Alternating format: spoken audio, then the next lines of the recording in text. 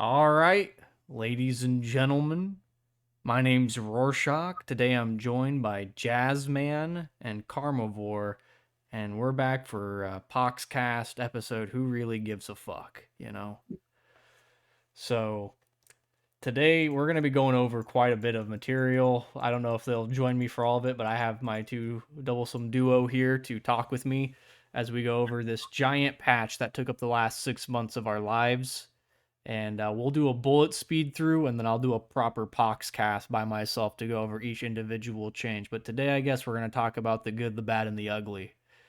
Gentlemen, if you want to speak up, feel free. Sounds good. Great. So if you haven't heard my voice before, this is Jazzman, and I'm currently semi-filling in for Gnomes on the glorious Pox Nora Games channel. And yeah, this should be a great collaboration between the three greatest and possibly the wisest minds in the game currently. It's big shoes to fill there with them. I don't know about wise, but okay. We do our best with what we're given, I suppose. Yeah. All right, what are we going over? What's first? All right, so I'm just going to do a quick waylay of everything. So if you have not been paying attention, or you've been under a rock, or you're just coming back, or all that stuff, that's awesome. We got some new abilities that are in the game. I'm just going to list them all out. And once we get them all done, after I talk about every which one of them, list them out, we can conversate amongst the three of us. So we have a new ability called Heartbreaker. What does Heartbreaker do? This champion does double damage to charmed champions, and then that condition is removed. We also have the addition of Hunter Charmed, which is like the other Hunter abilities. It does an additional 2 damage, and then you take 2 less for a unit that is charmed. We have an ability called the Murkwater Solemnity, or Solemnity, if you want to. I'm not going to pronounce some of these higher words. I don't have a higher education, ladies and gentlemen. But yeah, American education at best. Bush said no child left behind, and by God, they dragged me right into the, every which way. But through the mud. Yeah, through the fucking mud. But going off, right? So this unit has Amphibious, and then when it's in within 5 spaces of a friendly unit that is a Snaptooth, has the race Snaptooth, it gains Soul Tap. That's only on the range Snaptooth right now. The other melee guys still have Murkwater Frenzy, which does the multi-attack. We didn't do that one. We did Pacifying Blows, which is when this champion attacks a champion, it becomes pacified for 1 turn. And then we have a new one, which just actually got released this last weekend, which is called Obsidian Flight. It gives a unit flying and bleed. It's on all of the Bach and Bach counterparts. We're not going to get into that. How do you pronounce the heck word that me and Karma have already talked about in the past? Is there actually a debate around that? Yeah. How would you pronounce it, Jazz? I would say Hecatian. Yeah, Hecatian is what I settled on too. And then I said Hecatian. Yeah, that's definitely right. And then what did our friend Hunter said something else? I think he said like Hecatian or something like that. Hecaden, yeah. Yeah, Hecaden or something. It's a fantasy made up word. We're not Tolkien professors, right? This isn't Lord of the Rings. There's not a proper way to say language scholars. Yeah. We have that, and then we have some new spell surges. Let's see. We have Spell Surge Burnout, Elemental Vortex, Festering Wounds, and Suppress. What does that do? Is a unit that enters play, if they're in play, those spells, all 4 of those spells cost 10 less Nora. And then when they play the spell, that unit is healed for 8 HP. We have Surge Boghopper. We have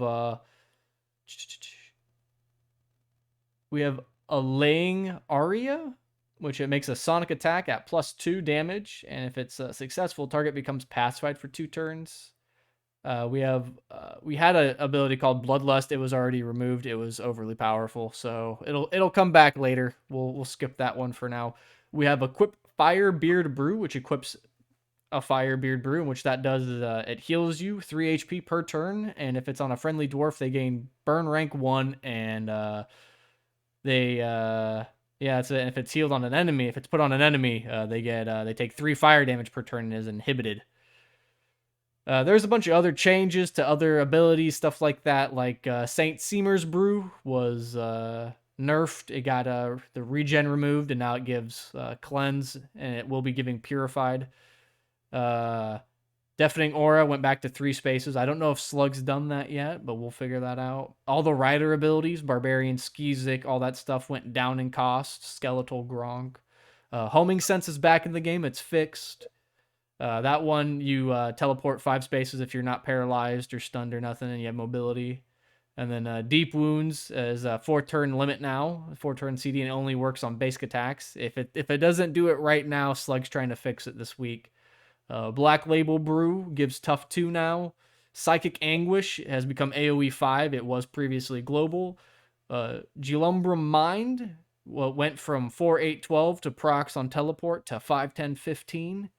And then Swamp Teachings went down from 35 Nor to 10 Nor. What Swamp Teachings does is you see a Bog Hopper Tadpole and it turns into a Bog Hopper trainee or something like that. And that can then turn into a Marsh Shaman or a Bog Hopper Bull, basically.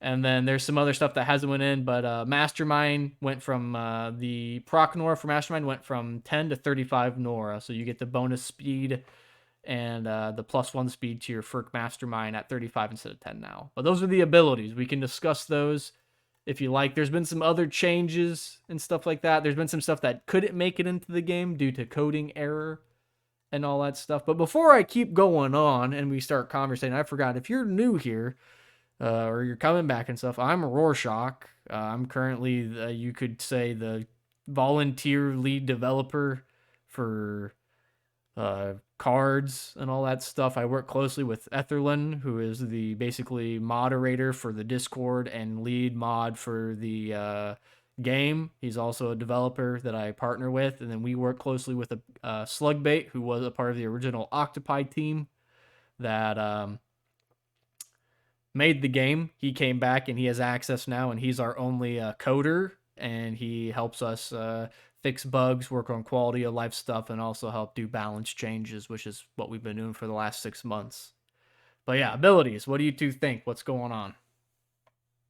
I think most of the new ones are pretty good. There's not a lot of like crazy stuff other than like the 50% damage amps. I think that was Bloodlust was probably a mistake, which was thankfully reverted in the nick of time, or it caused too much chaos. But in terms of comparison abilities, something like Heartseeker, I was expecting, like going into it, I had no idea what Bloodlust actually was going to do. I assumed it would be like Heartseeker, where it would apply double damage to bleed and then remove the bleed. But on seeing it, I just knew that was going to be probably over the top. But other than that, it seems like everything is turned out fairly okay-ish. I wouldn't say there's anything in major need of changes for the moment. Yeah.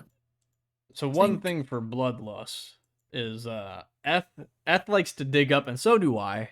We dig up these old abilities that were used prior or haven't been used for a while, or they never were used. They're just sitting there. They were planned on being used.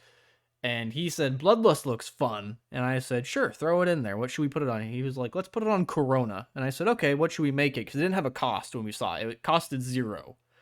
Right. And I said, 8 sounds fair, right? Because if you look at it, Arrow Eater is 15 Nora. So it's like, I feel like 8, like anything above 10 should be pretty crazy. So I was like, 8 should be fine.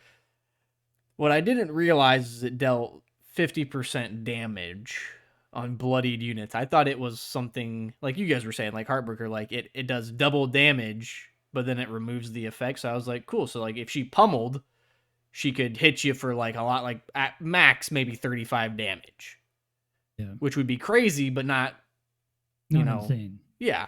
But then I looked over and I'm seeing people do 70 damage. I'm like, okay, what's going on here? We gotta turn that down. Yeah. So we removed it. Little hearsay is in the future. I'm trying to make it an activated ability. So you click on it, kind of like what the Red Fist and Blue Fist monks have, where you can click on that, and then she does 50% more damage to bloodied units for just that turn. And they could have like a 4-turn CD.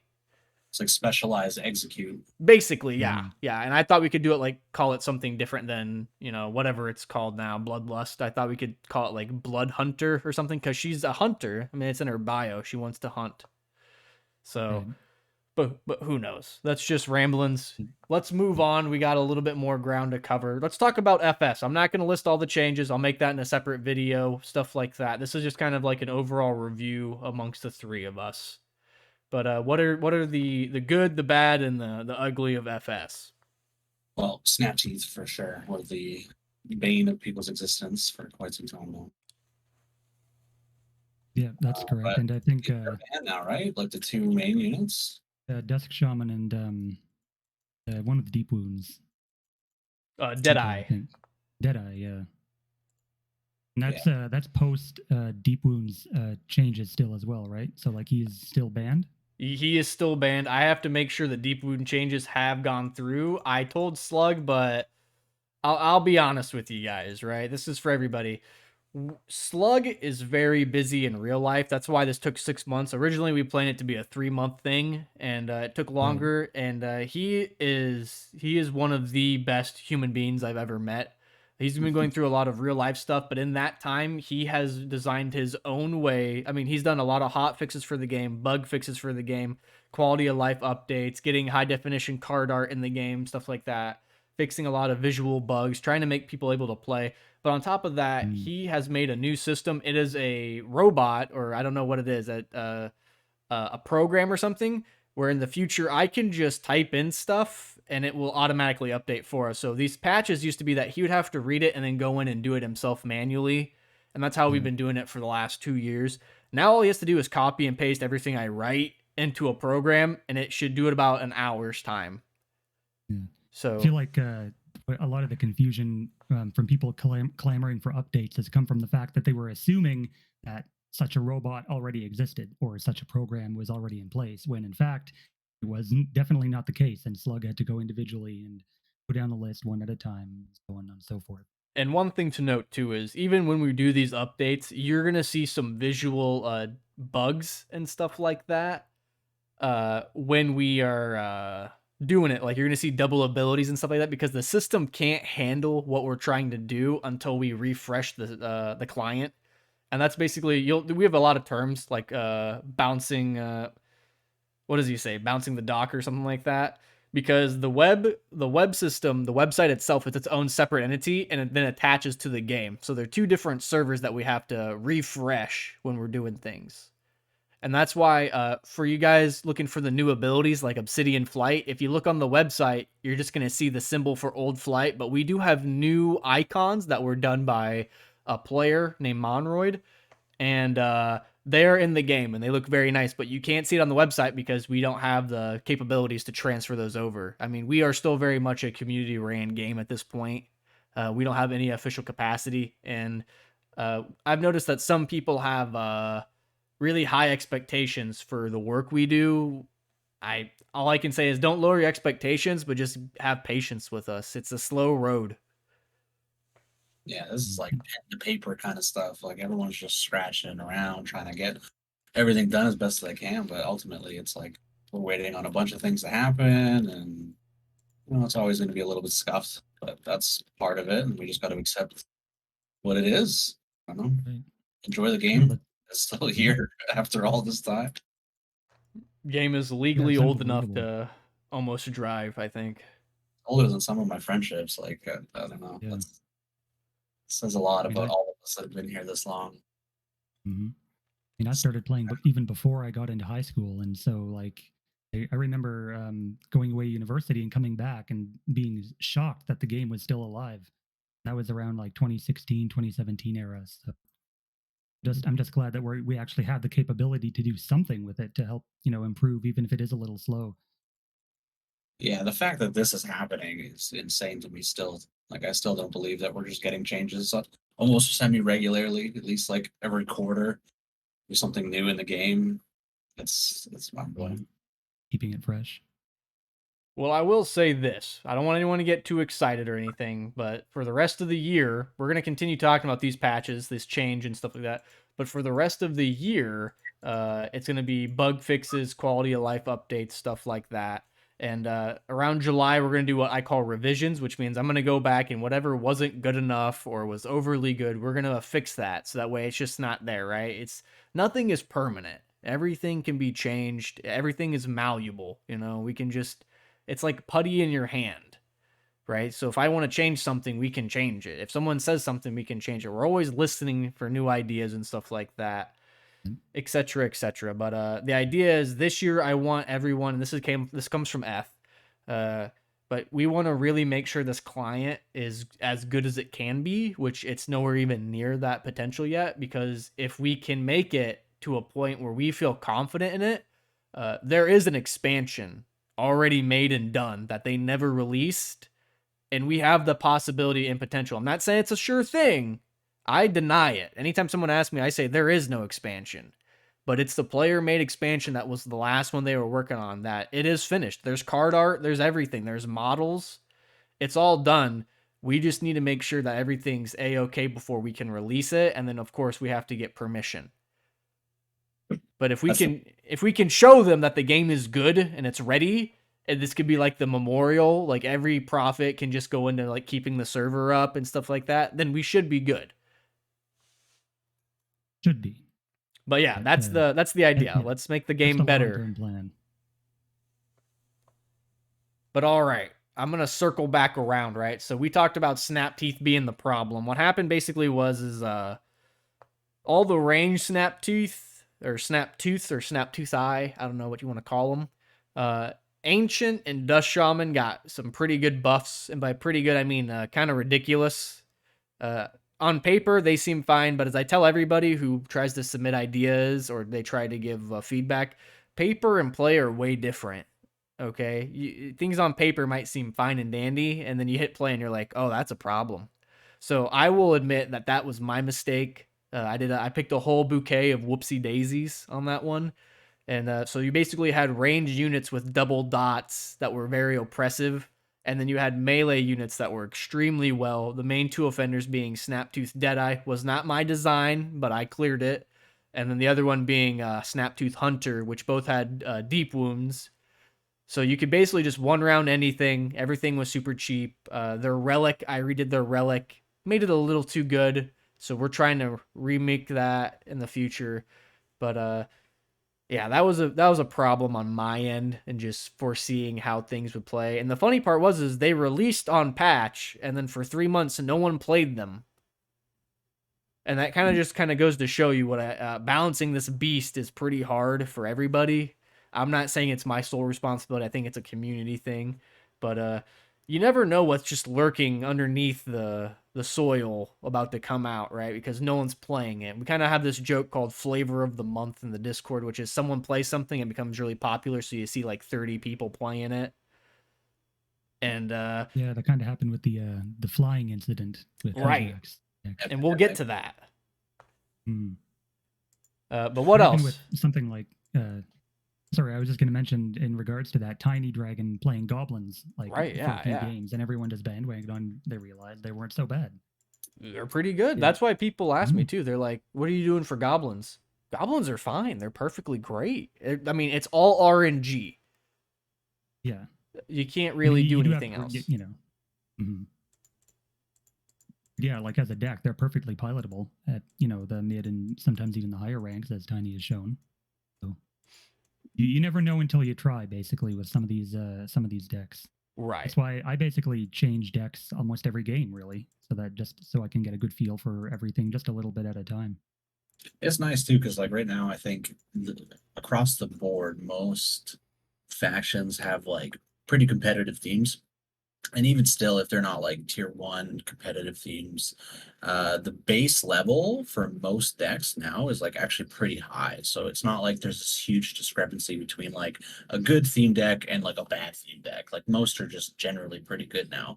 So if you have familiarity and like experience with the deck, you can probably take it further than most people just picking it up and trying it. That's why when you see players like Tiny pick up goblins and it looks really good, and then you do it and it's not so good, you're like, oh, this sucks. But it's like an experience thing. So it's nice that at this point, after such a long time, that themes can actually just be played.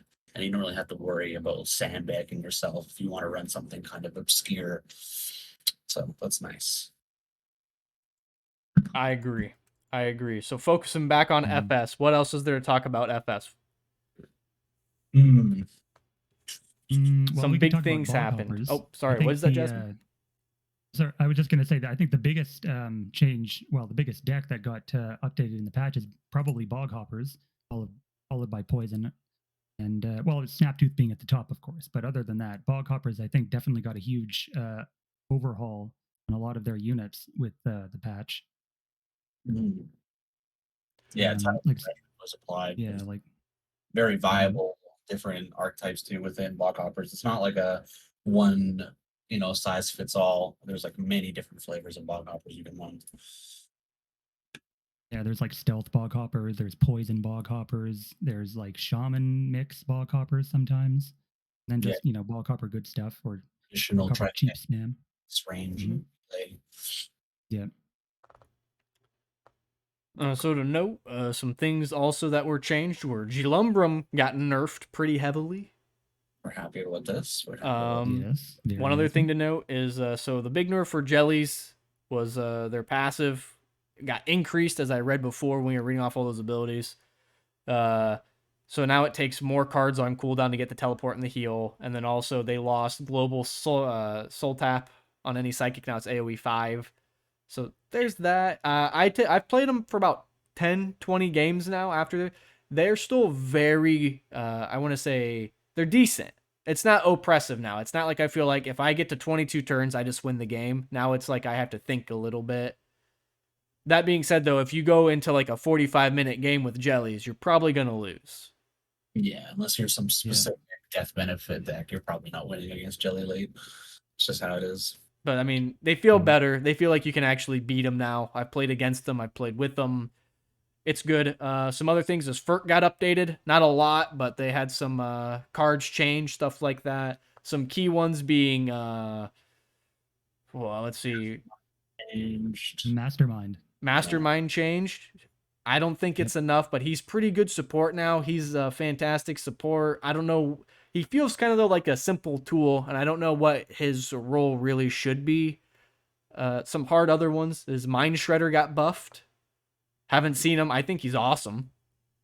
That's the ping one, right? Yeah, that's the ping 3, and he has you can take Pair Feedback or Void Shield on him. He has 50 base HP and he's 70 Nora. Yeah, it's disgusting.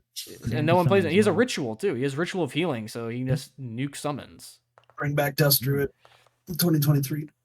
We're trying. Yeah, I was so excited for those Dusk Druid changes from KF. Like that was one of the runes I was looking forward to most, and then they got pulled because of like back end issues, I'm assuming. Or so we are trying to bring back a new gift. It was called Gift Smuggle, and Slugbait tested it and it crashed the server, so we had to pull it. That's kind of the dabble it is with these old abilities. We're trying to bring back these old fun abilities or these new abilities, and sometimes most of the new stuff works for us, but if we're trying to like, there's 2 things for Folklore Swamp that I want to bring back, which is Defender and Fury of the Swamp, and basically it's you get defense or damage for deploying stuff, and if it's a Bog Hopper, you get even more benefits, and I was like, that'd be really cool to put in the Bog Hopper theme, but it kind of it doesn't work, so we have to fix it. But then there's other stuff like in the database right now, there is a disbelief that if you put it, it crashes the game pretty badly, so like we're just trying to not step on any mines as we go through and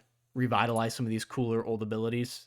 I'll talk about that later down the road when we hit to the end, because there are some things for the future I want to speak on and get your guys' opinion as we wrap it up. But other things, yeah, so the FERT got some love. One of the coolest things is the Soul Thief, the legendary woman, FERT with big titties. She got buffed. And basically all that happened was she dropped in Nora, and now she's awesome. And I don't see anyone playing her. She's 72 for 7 speed, 1/2 with Restraining Aura and Paralyzed. And then you have her Pseudo Attack, which does flat damage, and then it has a plus modifier if they are Soul Tapped. So you don't even need to have Soul Tap in your deck. You can just do a ranged attack with Loss of Life. It's a Loss of Life of ranged attack. Loss of life. And she's awesome, and no one plays her. And I'm like, I feel like, again, sleeper. She's a sleeper OP, and it's like no one playing. So it's like my motto is until I start hearing the what's it called, the wind talk to me, I just kind of leave it at bay, because you never know. It could be OP to me, but then again, it could be Karma over here could play, and he'd be like, that's not that very good, and I'm like, okay, coming from a person with higher skill level than me, I appreciate that feedback. Succeed to my superiority. Yeah. Because I mean, like at the end of the day, I'm trying to balance the game for everybody, right? So if it feels OP for me, and I feel like I'm an average player, I'm like, this feels pretty good. But then I go against someone like the Ravager or Karma or something like that, and they're like, oh yeah, that's aight. That's all right. It's not great though. And I'm like, yeah, you're probably right. It's probably not great. It's probably just me playing against some PS4 players, and then my fucking ego got ahead of me. Yeah, that happens. But yeah, that's what else is on the docket. Meyer folk got nerfed to the shitter. They lost all their water gen. I'm sorry. I'm bringing it back. I'm bringing some of it back, but not all of it. Is it that hard water though? Really? They have a lot of trail water, which is okay, but early game it hurts you pretty hard now. So because you can't really do anything unless you have that trail water champion. I'm gonna test them more out, but the only thing I have on the docket to bring back is Swamp Thing gets waterfront again, and that's it. Yeah. Some other things that happened. What was that, Jazz?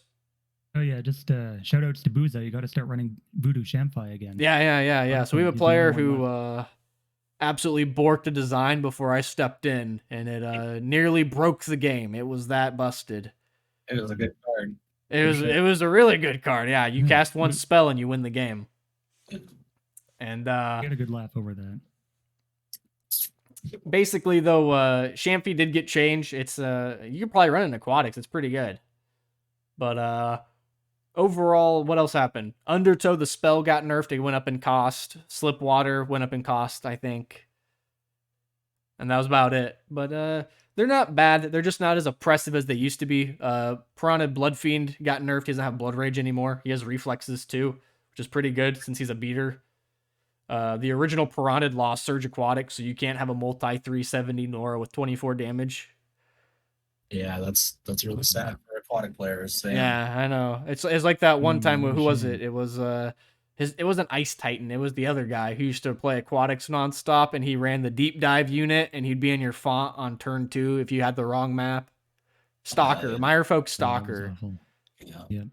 Yeah. But moving on. Nora, too. Yeah, fuck that guy. I'm glad that guy got nerfed. What else is there in FS before we move on? Poison. Jazz mentioned Poison. You want to talk about Poison, Jazz? Yeah, so Poison, I mean, we've all, I'm sure, seen or at least played against the Boghopper Spitter, the Poison 3 damage over time now from way back when. Only giving some new life to an older rune. I mean, he was fine before, of course, but I mean, that rank 3 dot just pumps his damage so crazy in Poison decks. Meyer Oak got some nice buffs as well. He's now sporting, I think it's Shroud, and then you can take Poison Cone, Poison Charge. And his range went down a bit, which made him a bit cheaper. He lost Ponderous too for free. Yeah, that was free change. Now he just has Lethargic, so you can maneuver him around pretty well despite him being a 2x2. And then let's see, I think Boghopper Toad. I don't have a list of the changes in front of me, but I think Boghopper Toad got some nice synergy with the exploit as well as Hunter Poisoned. Yep. Upgrades, or you can even take 8 speed if you need another fast unit. And a combo with Boghopper Toad is you equip the I'm trying to think of the name of the equipment off the top of my head.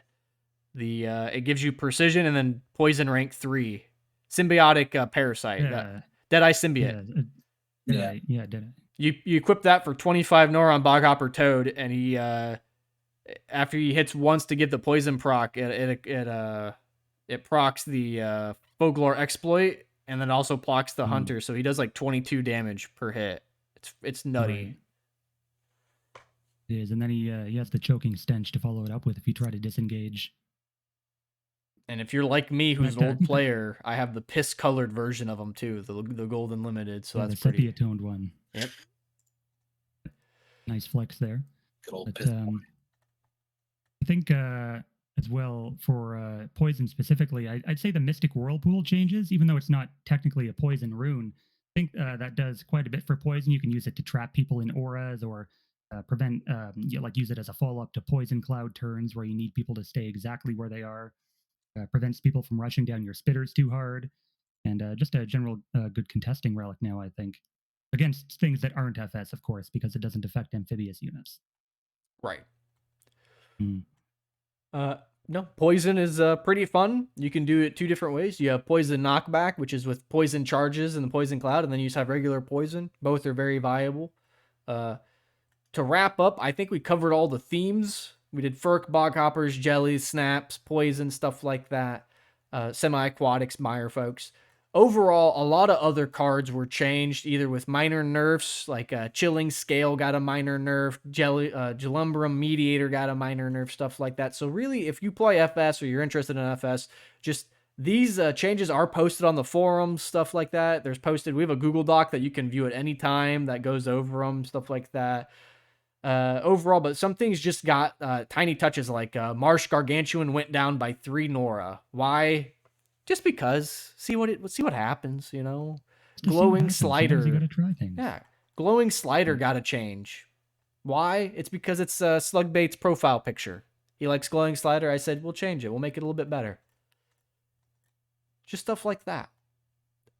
We have a laundry list of spells that were changed. If you guys don't remember, I can just do a quick read off of all the spells if you guys don't mind. Yeah, go ahead. Yeah, sure. Both backfires were changed, lowered cost. Blessing of the River now gives Amphibious and Tidal Wave, and if a target already has that, they gain Blessed for 30 Nora. Corrode went down in cost. Dark Marsh Warsong gives Boghoppers Violent for 6 turns. Erode went down in cost. Fawn Eruption went down in cost. Leap to Battle was changed. It gives Initiative 2 and Glorious Leap to the next deployed champions for that turn. Soak the Earth went down in cost, and it got changed to, it gives mobility to all units that are amphibious, semi-aquatic, or aquatic in a area effect 3 for 25 Nora. So it's a 25 Nora mobility, basically, with Water Gen. Seasong went down in cost and became target champion, gains Beckoning Guile, the ability for 8 turns. If the target champion is a Mirefolk, they also gain Deafening Aura. Psionic Storm got reworked. We removed the Wandering effect and replaced it with Confused and Grounded, and it became 30 Nora. So it is basically a ground confused single target. Undertow went up. Huntmaster Charm was banned from rank. We can't fix it just yet. We're hoping to get it back, but there was an issue with stacking it on the Hippo, so you just have a Incredible Hulk Hippo. Monsoon was supposed to be changed, but we couldn't. Sad day. And that's it for spells.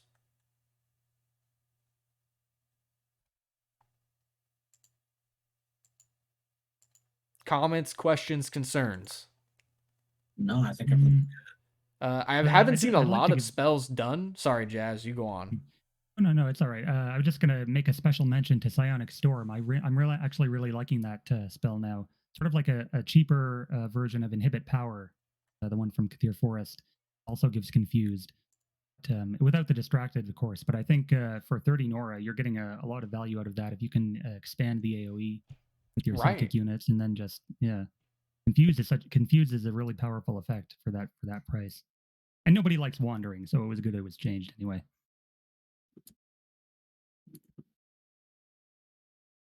Some things to note is I haven't seen a lot of Soak the Earth or any of that type of stuff, which I kind of put in there as water gen for semi-aquatics and all that stuff. But we'll see. Like I said, nothing's going to get changed in probably till June, July of 2023, because I want a lot of people to have enough time to play around, figure stuff out, have fun.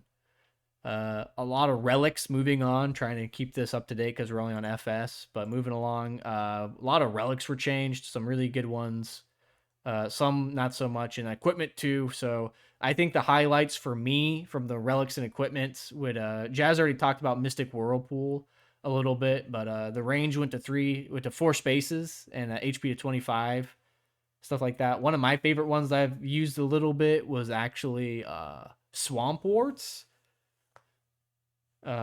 We increase the HP and we give it Amplify Poison, and then it still has its old ability, which is you activate it, it loses 5 HP, and then everything becomes attack fire. Or it then becomes fire damage. Yeah, poison to fire. But I like that a lot. It's just good for poison decks. You get that like, oh, someone's running protection or they have immunity, then you can just swap out. Right, or getting around Void Shield. Right. I think well, I'm waiting for someone to break Norwell. I think Norwell has a lot of potential with the spell that summons Nora Globes. What's it called? From the same faction, Nora Seep. Nora Yes. Seep. So I'm waiting. You can waiting. just despoil over an opponent's font if you're splitting with FW, and then gather all the globes from your font yourself, and they're all worth double Nora. So we'll see. One other thing to note is for equipment, moving to equipment side, I like a lot of them. Dark Marsh Blackstaff is really fun now. Destiny is an auto pick in almost any bog hopper. And then the Furk Mask is really silly. I've seen some really cool things. Not silly in a bad way, but silly in a... I saw someone make a Furk... FSST Furk deck with the Silent Master, and they gave it to him so he could become Race Furk so that they could use the... 1,000 Ways Mastery ability to reset all the cooldowns. And that was just something unique that I was like, I never would have thought of that.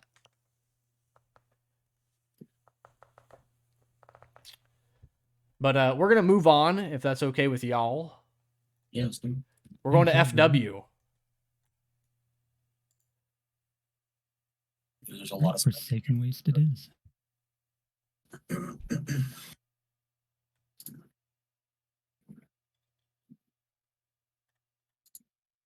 So maybe it's just me, but I think looking over the changes, am I the only one that thinks Bloodworm is crazy now? Oh yeah, Bloodworm. That's a crazy card. Yeah. I haven't seen it really that much, even in Worms, but I'm feeling like that's another slept-on thing, like Corona 2.0 or maybe 1.5 after the loss of Bloodlust. Yeah, it's quite the unit for sure. I'm happy to hear that because I legitimately tried my hardest to make Bloodworm as cool as it could be, and everyone kept telling me, nah, that's pretty crappy, or nah, that's gonna be pretty shit. Like, no one's gonna run that. And to hear people be like, it's pretty fucking good. That's like, just like, I thought so. Like, I overly tried to make it good. Yeah, I mean, with Surge Worm, and then you've got Hunter Quick on base, plus multi-attack. I mean, you can easily set up like 26 damage hits with multi, like twice every turn. You know, you can get like on Moby turns or Bazaars, and then you can deploy him like with since he's a worm. I mean, in that deck, you just drop him, and then I mean, the opponent's really gonna be hard pressed to either one round it or run the fuck away, because that thing is gonna wreck some face on its following turn if it sits there. I agree. So a quick rundown to do some things. Excuse me real quick. Had to fucking do my classic Rorschach burp, but I muted the time. Still heard it. So things that got nerfed, things that got buffed, things that are kind of still the same. So witches got buffed. Skeletons got buffed. Liches got buffed. Zombies got buffed. Worms got buffed. Everything got buffed. Everything got buffed. Now, some themes took some hits, right? There were some nerfs, right? So, like, Skeletal Lurper, the big, bad boogeyman for the last probably 8 years, was finally nerfed. He now cost 74 Nora. He went up 5 Nora, and he lost Shadow Spawn. And some people think that's the end of the world. But boo-hoo. Yeah, I know, right? Well, like I said, I'll go over all the changes by myself, but Jazz already pointed out Bloodworm for the champions. Something I've seen that is kind of cracked that is going to get nerfed is Corrupted Guardian. It's just silly. It's like 60 HP. Calcify, and then he gets 14 damage with his, 8 he's speed. a mainstay in zombies, but I mean, they can probably withstand the hit from the games I played with them. One of my favorite changes, you see Dark Knight now. He's runnable again. That's awesome. I love Dark Knight. But yeah, if you're interested in FW, check out all that stuff. Another hit take is Bone Circle Archmage lost Augment Creation, but FW is still good. Who would have thought? That's crazy. I know, right? Yeah. But check some things out. Deathcaster, that's been a pretty popular one lately. I love the new Deathcaster so much. He's a lot of fun. Mobile Essence Drain refunds a ton of Nora on death, especially if you get the Globe, and hits really hard with Blood Frenzy there as well.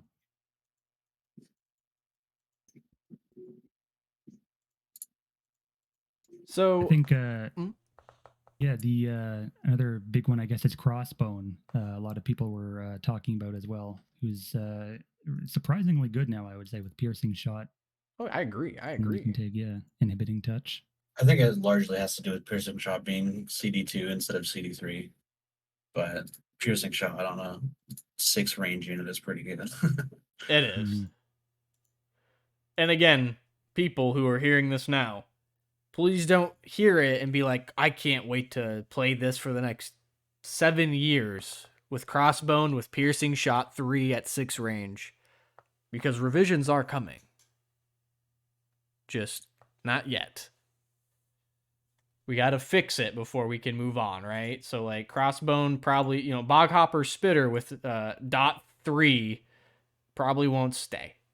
Sorry to burst your bubbles, but being able to hit someone once and deal 20 damage probably won't stay around, right? We wanted to test it out. We did.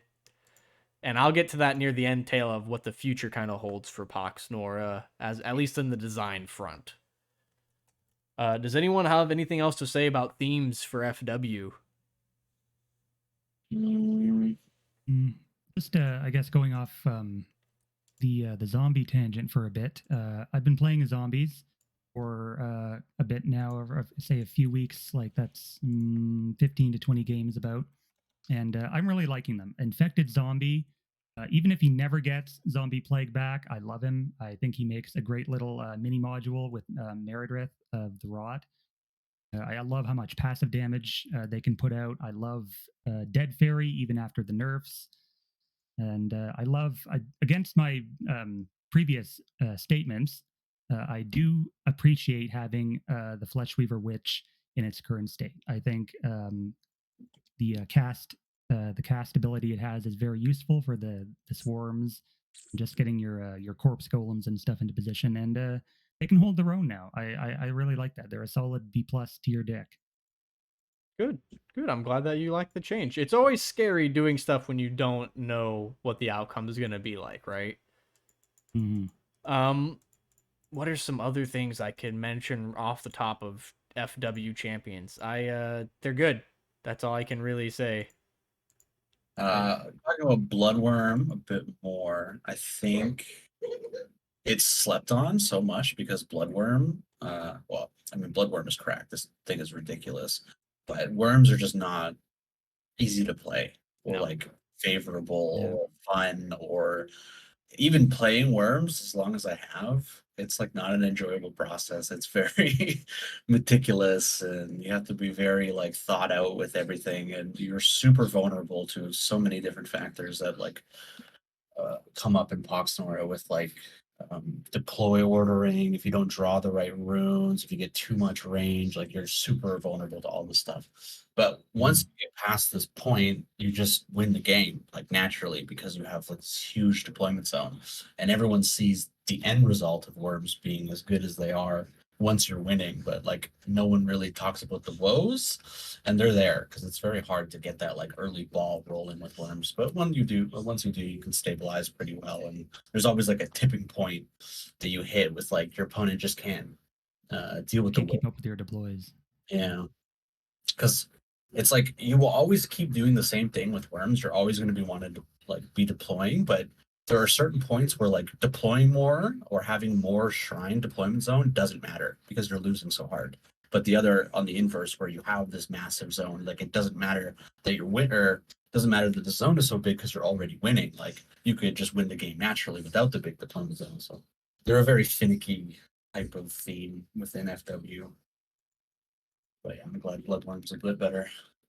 Speaking of worm changes, Blinking Creeper went down in cost. That is the 2x2 one, right? Yep, 2x2 with Petrifying Gaze. He went down by, I want to say, 3 Nora. I'm looking at the changes right now. I'm trying to find it. Yeah, it's 3 or 4. I remember him being like 80, 83-ish with Dread. 3 Nora, in yep. his So old he's from build. 73 to 80 Nora. Yeah, that's pretty good. Mhm. I don't run personally, but To all the old people, Serinda is playable. She cost less Nora. She went down by 5. And then also, what else do I want to say? You can run Corruptor. He's pretty dang good. isn't there like a little bit of a stint going on when he first got buffed that people were running him with like, it was a split or something. I can't remember. Was it with Infuse in FS? I think so. I don't know. It was a while ago. But A while ago. The FW ones. And a lot of FS cool ones. changes. Please look at the Yeah. FW stuff. They got a lot of neat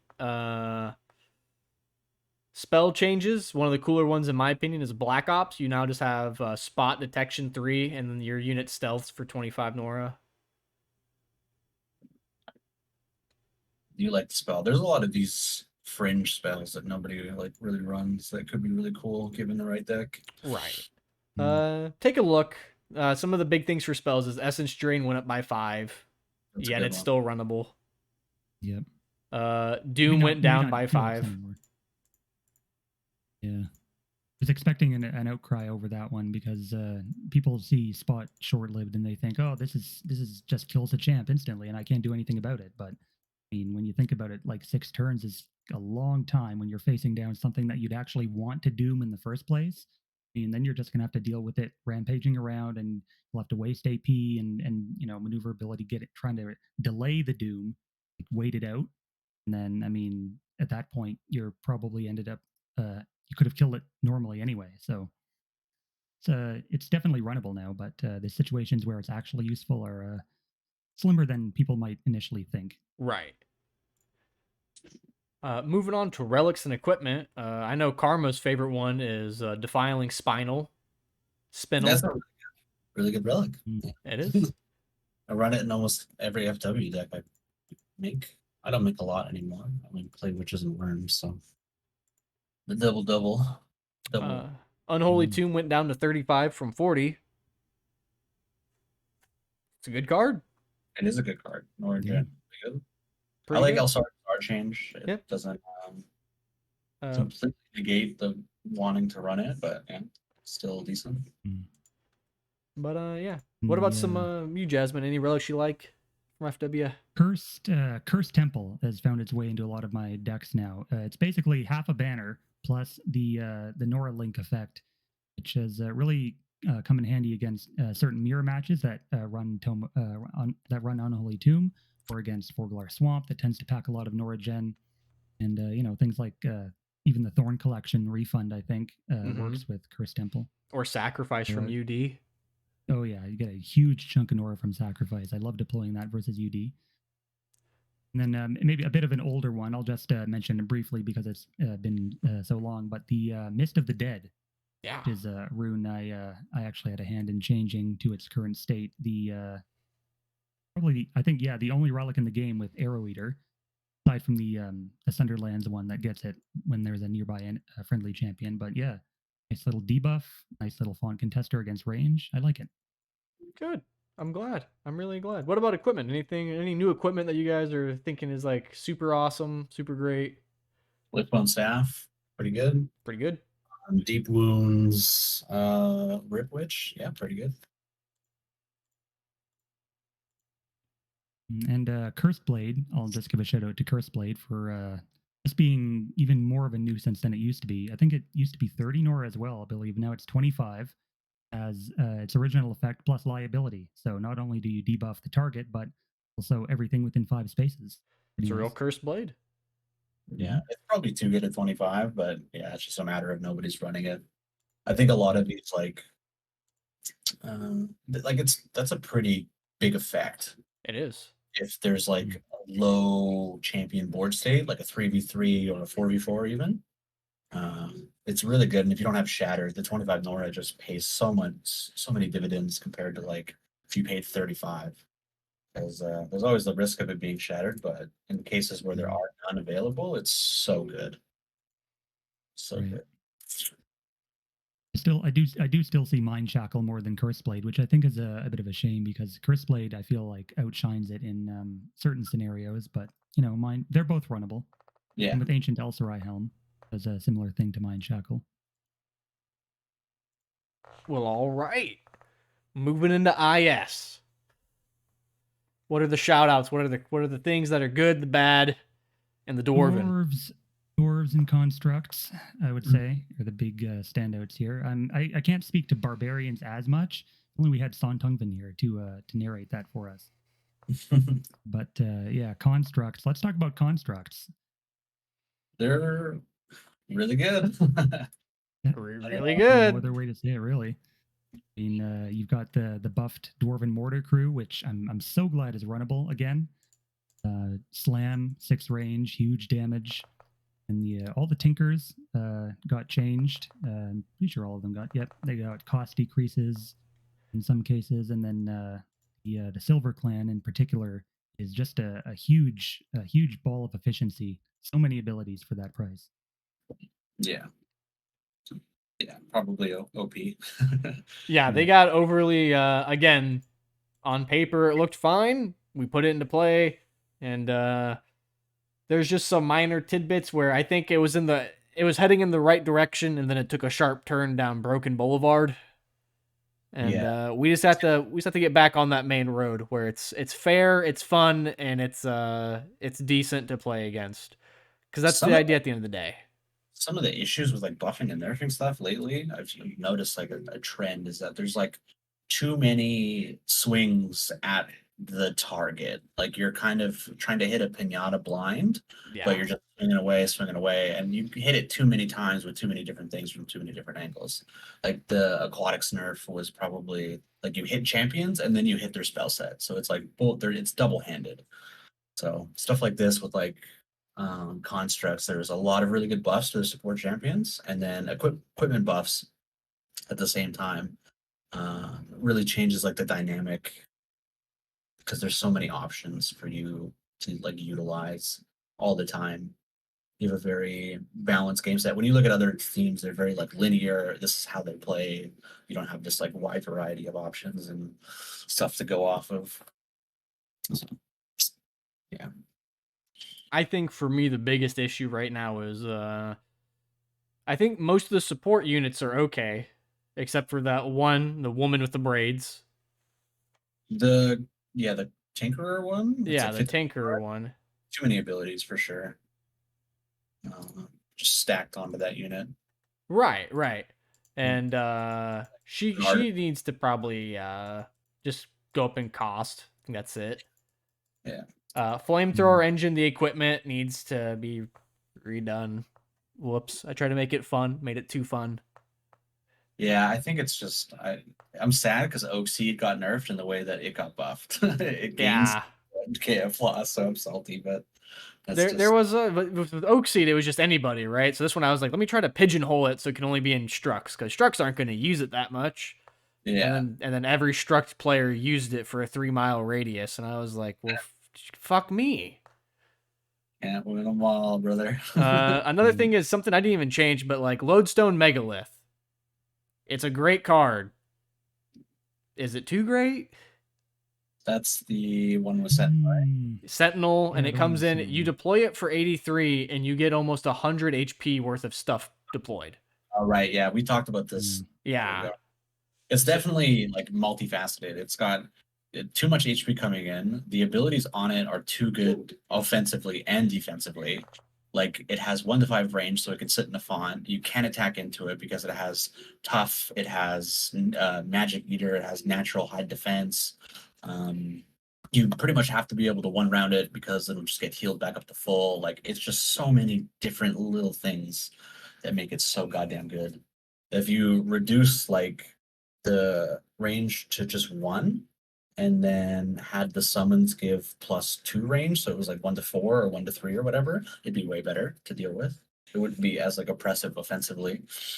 And then if you made the summons not have immunities on them, it would just be a lot better, like overall, to deal Yeah, with. I was gonna say I think the summons having immunities was a little overboard there. I think magic resist or even just leaving them like have it aura having aura would probably be a good change to make them easier to kill, easier to deal with.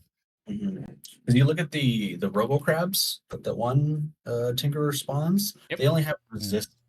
But they have tough one, right? I think that at some point they have resist physical one, but I think Yeah, a low they're range just of the immunity or like resistance is the best way to go because they shouldn't be walls that you have to deal Well, with. now the girl that spawns the crabs, all they come in with is stats, attack, physical, and latch on.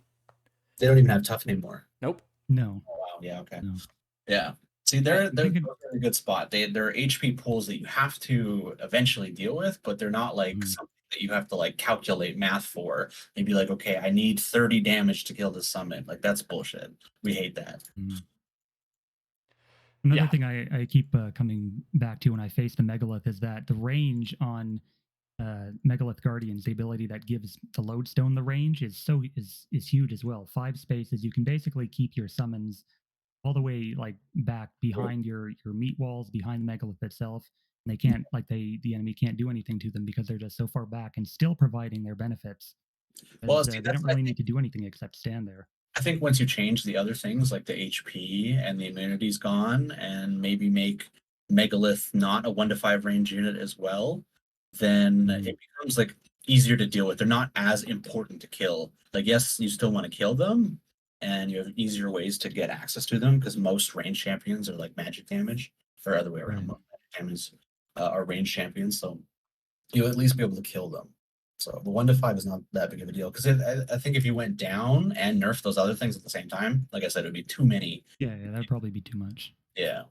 So you got to like kind of pick your battles with what you want to do for nerfing and stuff. Welcome to the wonderful world of balancing the game. Look, I mean, even when we had like paid actors for the people who were, dealing with the balancing of this game, shit still happened. Like we released Ice Fang, we released Vossair Overlord, like. But there's justification to that, right? Judgment. Yeah. It was we want money. What I'm saying is though, even people getting paid still fucked us up. So, give some people credit. It is what it is, right? Like I told everyone when I came into this position almost a year ago, is I just want every theme to be playable and then everyone to have fun. And I feel like slowly we're getting there.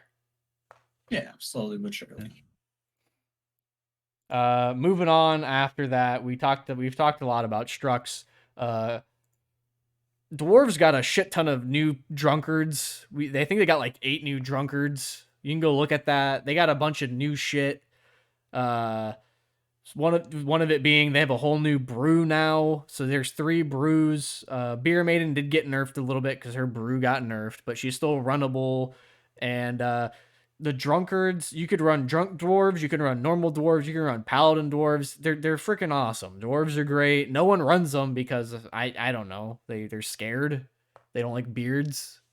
But it is what it is. Going for barbarians. Barbarians got a lot of based changes, you could say. Bastion got a whole new ability where he comes into the battlefield and just any war chief you have on the battlefield or you play after he comes in, he just gets. So he gets all of the war chief abilities. He's not as powerful because you have to take escalating rage as an option now. So you can if you'd like to, but you don't get all the other benefits. So he's been balanced out a little bit. He's still pretty fun to play with. He's just not as crazy as he used to be. We will bring back Combo Devastate, wink, wink, if we can. Oh, God. We're going to give it to him. And of course, we're giving it to my boy, Tortun Pygmy. Too.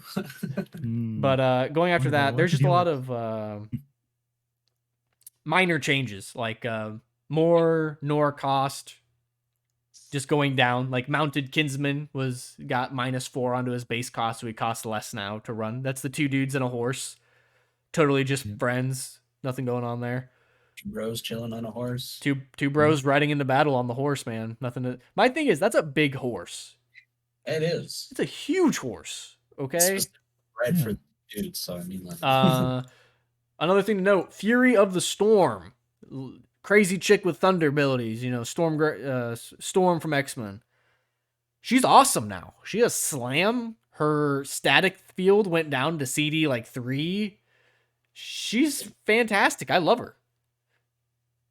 Yeah, she was good before too. Yeah. I don't even know what changed, but yeah, it was decent before. But yeah, a lot of changes. 2 different barbarians. I want to say it was the Wild Chieftain and then the Veteran Barbarian. Their upgrade second path just became pick your own Warlord or your War Chief ability. So you can have War Chief Blood, Stone, or Electric, or whatever it's called, Tempest. And yeah, so there's just more War Chief abilities. They got some really good buffs. Barbarian Bolt is cracked. That's about it. Waiting for the ISSP electric decks to catch on.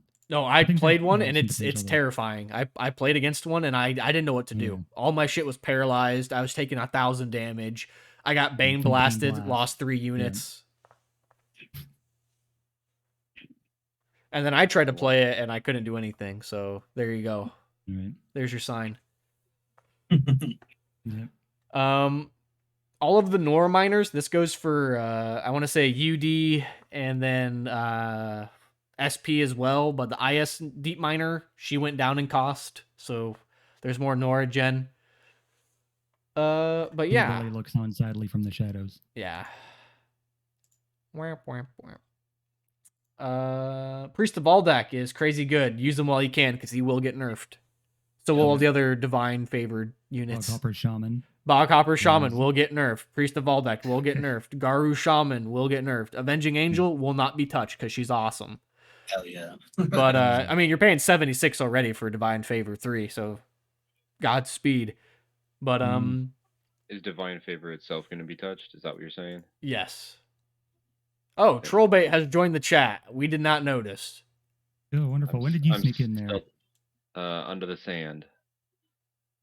All right, so we're not quite at SL yet. But we'd like to have your opinion when we get there. For those of you still tuning in and listening, a new challenger has entered the field. It's Trollbait. He is our resident sand expert, and he does not wipe his shoes when he enters your home. So moving forward, other good changes for IS. Just off the top of my head, Veil Walker. She's awesome. She went down in cost. But you didn't make her split FW. No, I didn't. F begged me. F begged me. He was like, dude, make her a witch, make her split FW. And I was like, I would no. Spoil that. If that happened, I would have cried. It would have been the best day of my life. Even more so than my daughter being born.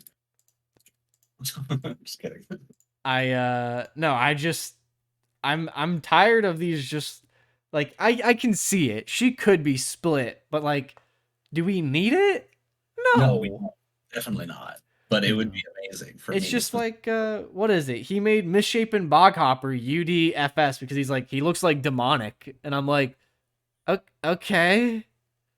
I'm waiting for UD players to catch on to that one. I think he's another one that's going to fly under the radar forever because he has 13 base damage, pounce, and multi-attack for 70 Nora. I mean, I think that's, even for a glass cannon, I think that's just cracked. Yeah, he's pretty crazy. The best part is this is a spell that hasn't been changed. This is like an off-topic thing, but it's called Forced Reconstruction. It's an FS. It's 35 Nora. Your champion dies. It sacrifices your champion, and you get a summon version of him with upgrades with his HP based on how much your champion cost. So, like, you can go invade a side font from your enemy, be duking it out, and be like, oh, I'm going to lose. Cast that, kill the guy, because it comes in with initiative. So you kill him, and then he has an empty side font that he has to waste more resources on. No one plays it. It blows my mind. I've actually tinkered with it a bit in Boghoppers, specifically because of Bloated Toad. Yeah. With Rider, and it actually spawns the Boghopper Rider in addition to the Misshapen that you get. So you get 2 champions, a real one to contest the font and the summon to beat things. Well, you guys have heard it here first. Jazz just admit to abusing a bug. He will be going to jail. Ban. No, I can't handle jail again. Not after what they did to me the first time. All right, we can shut down the chat. We got him, guys. We got him. This is all a ruse. This is still going up, but this was just to catch me, wasn't it? You set this up on purpose, you bastards. Yeah. We're pretty smart. I mean, give us credit. I'm going to go back to Poxcast episode 1 where I said there can no longer be no more Jazzman ruins. I haven't gotten over that. I'm still waiting. Well, back when you said that if I ever made STIS constructs work, you'd make a rune named after me. Yeah. I'm still working on that. I'm waiting for you to still do working, it. don't The you sad worry. part is as we go further into the future, more of your ideas seem better. So I'm just like, okay, sure, why not? It's either I'm getting lazier or you're getting better at making cooler concepts. I'm not trying to be Maybe a little insultful bit or of both. anything, but I'm just like, no, I like to create. Yeah, I just suggest shit, man. You can, like, you're free to reject it all. I don't care. I just like suggesting stuff and putting ideas into your mind. well, welcome Maybe- to being a maybe one of balance these days. creator. Is I'm just sitting here and I Yeah. literally I open up a blank Google Docs and I just type in a bunch of bullshit up and I just throw it to the community and I'm like, is it crazy or is it going to be really fun? You guys decide. And now I'm really hoping my collection of souls changes get through at some point, because I think people will have a lot of fun with Blood for Nora back in Forsaken Waste. I can believe it. No. No. Why not? I like people always say you're ego this, you're a cynic, you don't hear anything. I'm at this point where I'm just like, what can make the game fun but not broken? I don't care. You guys are seeing this is the final payoff of almost 6 months, 8 factions plus the split Maljaran factions or Maljara factions, whatever you want to call them. You're seeing that like this all came to fruit because someone literally said, why don't we just do a balance shift? I think it was Devils. I think Devils is like, the meta's stale. It has been. Let's just do a meta shift. And I was like, fuck it. Let's do it. And this is what happened. Yeah, there's a lot of He was right. Yeah. Well, on that end, drafts and mock-ups. I remember talking with you before it all even started. Yeah. That's crazy. That was so long ago already. Mhm. We're getting older. My face is getting more lines in it. Unfortunately. Yeah. alright. If kids are listening, turn them away. I'm gonna tell you guys a joke, which is nah, I'll save it for the After Dark Poxcast. Oh god. Going Paywall, on. You got to paywall that one. Yeah, we got the Yeah. paywall. It's gonna be on our Finsta, or not Finsta. What's the other one? Fansly. It'll be on our Fansly, so you can get Gnome's feet pics. Subscribe to our Patreon for $5.99 a month. Yeah. I'll send you actual spit in a cup. I will spit in a cup, and then you can just throw it in your own face, so it can be like me spitting in your face. For that one. we'll clone you, one or the other. Go for it. This world will end. That'll be a paradox that will destroy everything. The Catholic God hates me already, so. All right. Moving on. Favored Nomad is our last one we're going to talk about. She's busted. Runner. Have fun with it. It'll get nerfed. Moving into spells. A lot of spells got changed up. Strip Armor is fun now. No one's ran it, but I've ran it a few times. It's there. I think if Markoth came back and played, you'd see it a lot more because instead of giving vulnerability physical, it just now gives everybody defenseless. Stealth Geomancer nerf, by the way. Yeah, true. That's probably Sorry. why we're back. You nerfed this champion. Hammer Strike went down 5 Nora. It's good. Run it. Mm-hmm. Wings got nerfed a little bit. Both wing spells were changed up a bit. They're still good. We talked about equipment already kind of in the past. Relics didn't change that much. They all just kind of got down into Nora cost was lowered, some stuff. Anka Valdak was changed, so you don't have global healing anymore. Amp healing. It gives Bastion of Courage a Bastion of Will, which Karma's already talked to me about it, and I kind of agree. Static relics that do that won't be a trend. I'm going to go back and try to fix most of them that do that. And also, this is something for the future. You guys can give me your feedback right now, but I'm thinking about changing all global stuff like Bastion of Mobility, Bastion of Will, stuff like that, and make it into an AoE 5 for champions. Yeah, it's most likely just better because global is so lazy. It's just not interactive. Yeah. Well, we were having a discussion just earlier today about that with the Forsaken Waste relics. Like so many of those, it's just this global frustration. And unless you can get something behind to actually zap all of them at once, you just can't really do any counterplay. All right, they can so always we block just a turned 1,000 every with the banner. FW player into our number one enemy. Thanks, Troll. I think that'd be the difficult thing though, is with the globals, like they've been designed that way for so long. Like I don't know that you could say, well, chopping blocks, five spaces. I don't, that I don't Oh think no, that we that weren't would talking work. about chopping blocks. I was talking about stuff for champions. Oh, you're talking about like Bastion of Mobility, Bastion of Will. Oh, I misunderstood you. Oh Never no, you're mind. good. Never You're mind. good. Forsaken Waste, you're fine. Still We're gonna lucky. put Unholy Tomb on a champion and make it AoE 5. That's a great idea, Troll. I'm gonna get right on that. Nice. That actually would be pretty cool for a champ design concept, but It's gonna be the relic. It's gonna be the champion relic that's just literally a walking tombstone. I'd be down for that. There is a I'd champion play like that Forsaken already. Waste. Exactly. That's what I'm saying. He's already put the idea in my head. Now I just gotta run with it. Do it. Great to hear. Okay, so we're gonna wrap up on IS. Everything's cool. Nothing to see here. Please don't use granite bracers. Just ignore that. That one's a typo. That didn't actually make it in. That equipment is still a pile of garbage. It does Both bracers. Don't use granite or wild eye bracers. Just don't You're use them. If you use them, you're specifically a virgin. So Yeah. And speaking of virgins, we're on to KF. yeah, it's my time to shine, baby. Let's go. All right, I'm gonna turn the mic to Take it Karma, away. and I'm gonna go use the restroom, get a glass of water. I'm gonna put something on to record. I've been recording just random games. Alright. We're just gonna let Karma talk for the next probably 25 minutes while he just circle strokes. No, you gotta ask me questions. I'm not a good talker. All right. I was just kidding. I am gonna get some more water here pretty soon. But let's see, Karma. Let's see. We're looking at KF. What do you think are some of the best changes that came out of this patch for KF and its themes? I like the Illuminate changes the most. I think after everything's said and done, after playing with mostly all the stuff, I think Illuminate changes are like the biggest win for me. They're just a way more functional theme now. Like it's like one of the best meta themes, I think, if you were to like pick some weird archetype to just do.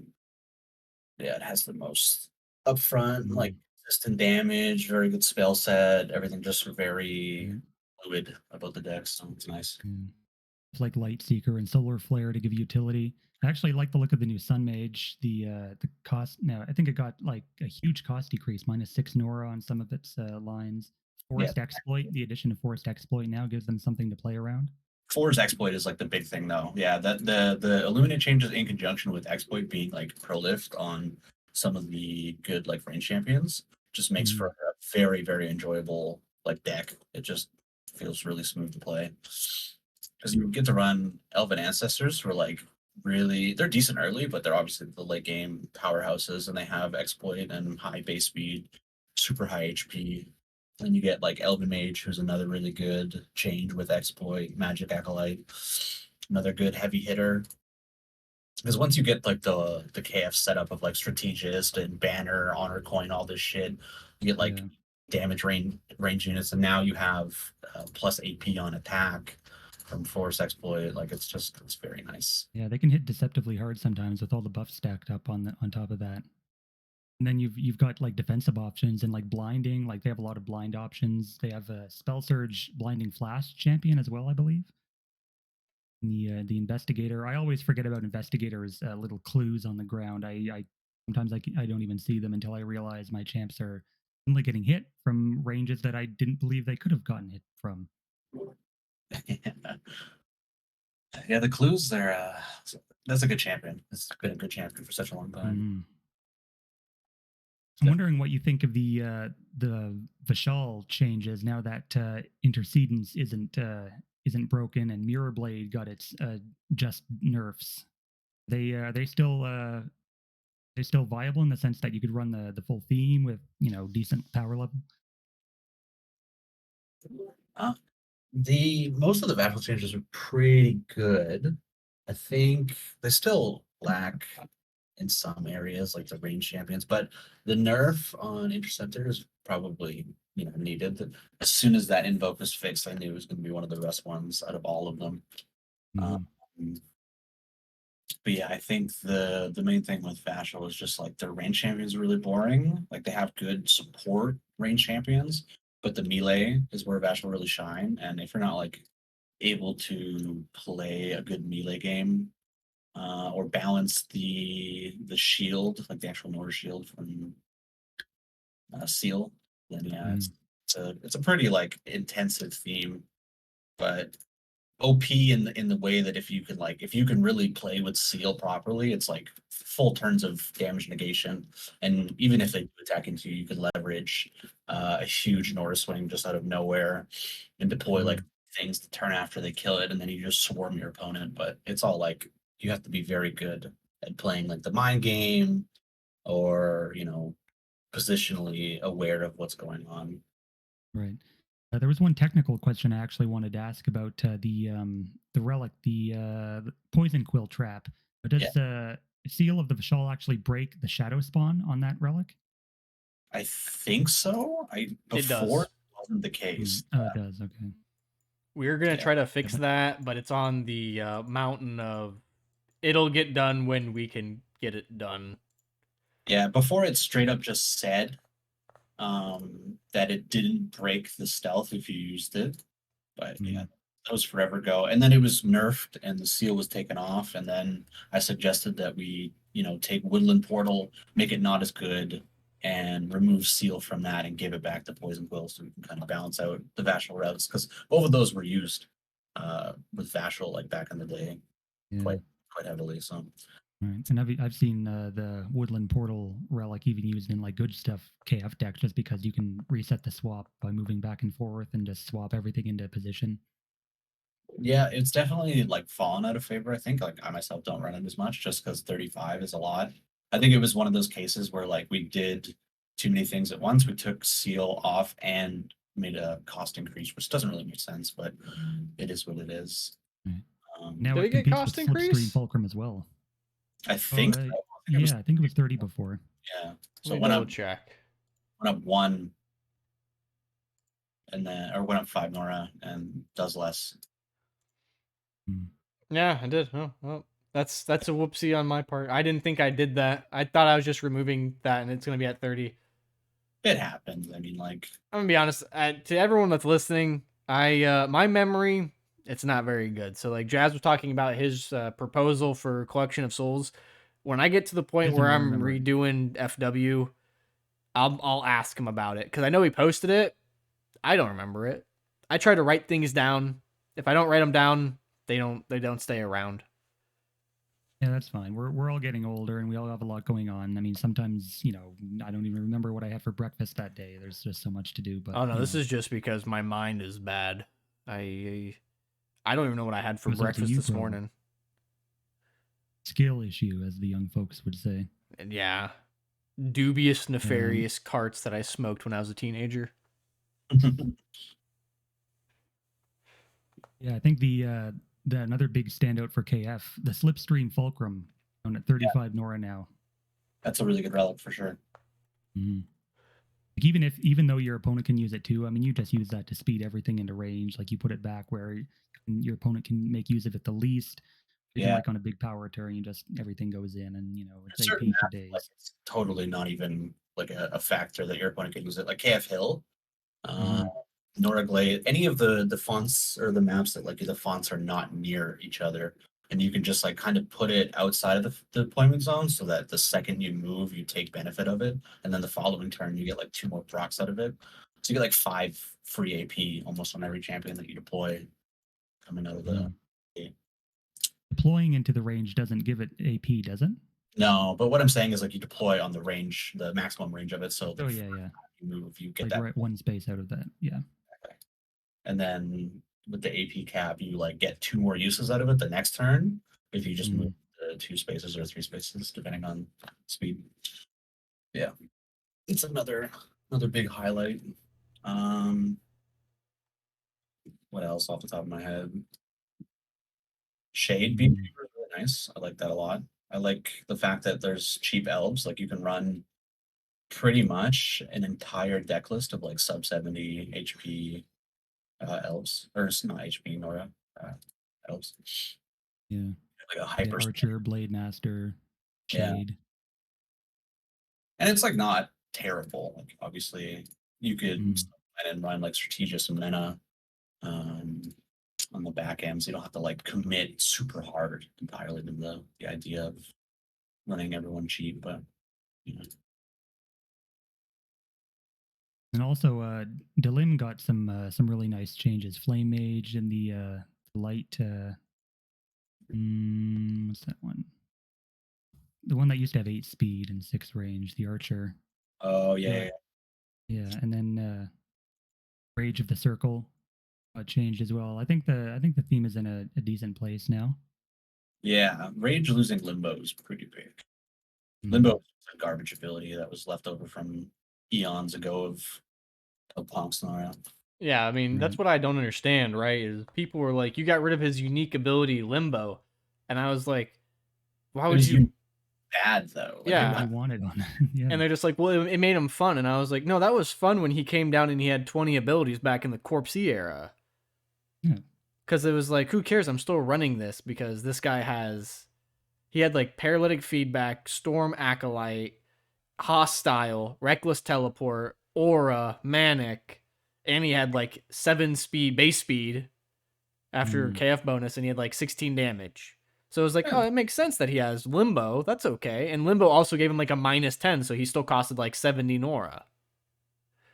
So you're like, yeah, that's fine. I don't care if my unit gets a little, festering corpse. But nowadays, I'm like, why the fuck would you want that?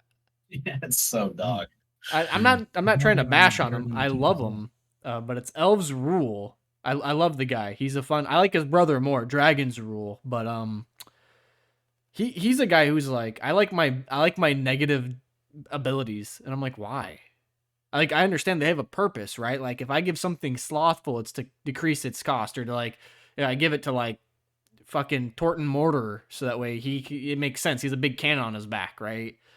But it's Right. like, why would it's like this is part of KF too. I changed the one armadillo unit. The Still Beast Pango. yeah, and he had weighty, and he was like, I don't like that you got rid of weighty, and I'm like, he costs the same almost, and he's better now. If you want bad Mhm. cards, I can make bad cards.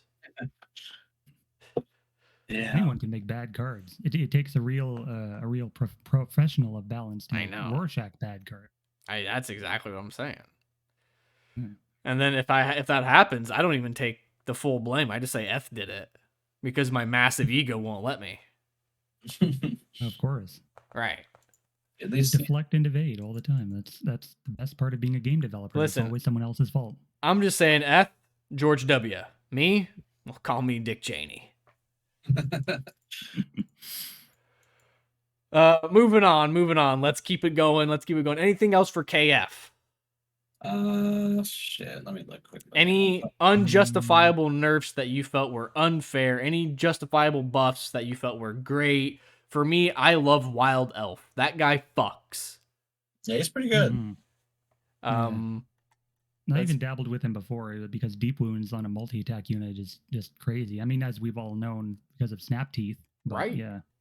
I feel like he's the unit though that does it right. Right. Like it's not 'Cause he- overly yeah. oppressive, and you can easily blow him out of the water if needed.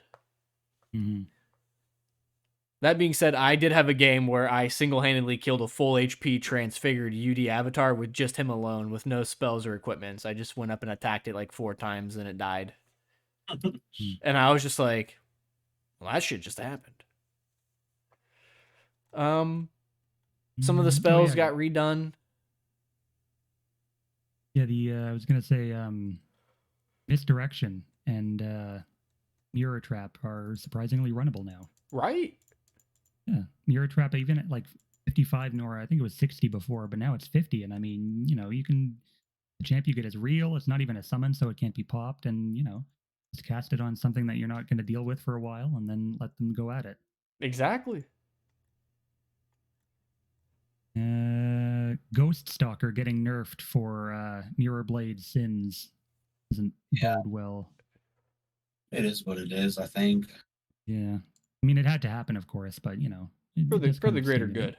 The whole illusion archetype, like I've been sitting on a deck just entirely like comprised of making the most use out of illusions, and I put 6-7 years ago. It's one of the most cancer things I've played in KF, and I just strictly refuse to play it because of that.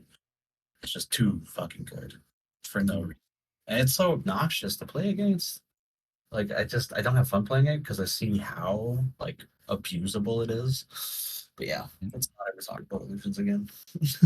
All right. And with that being said, let's go on to Savage Tundra.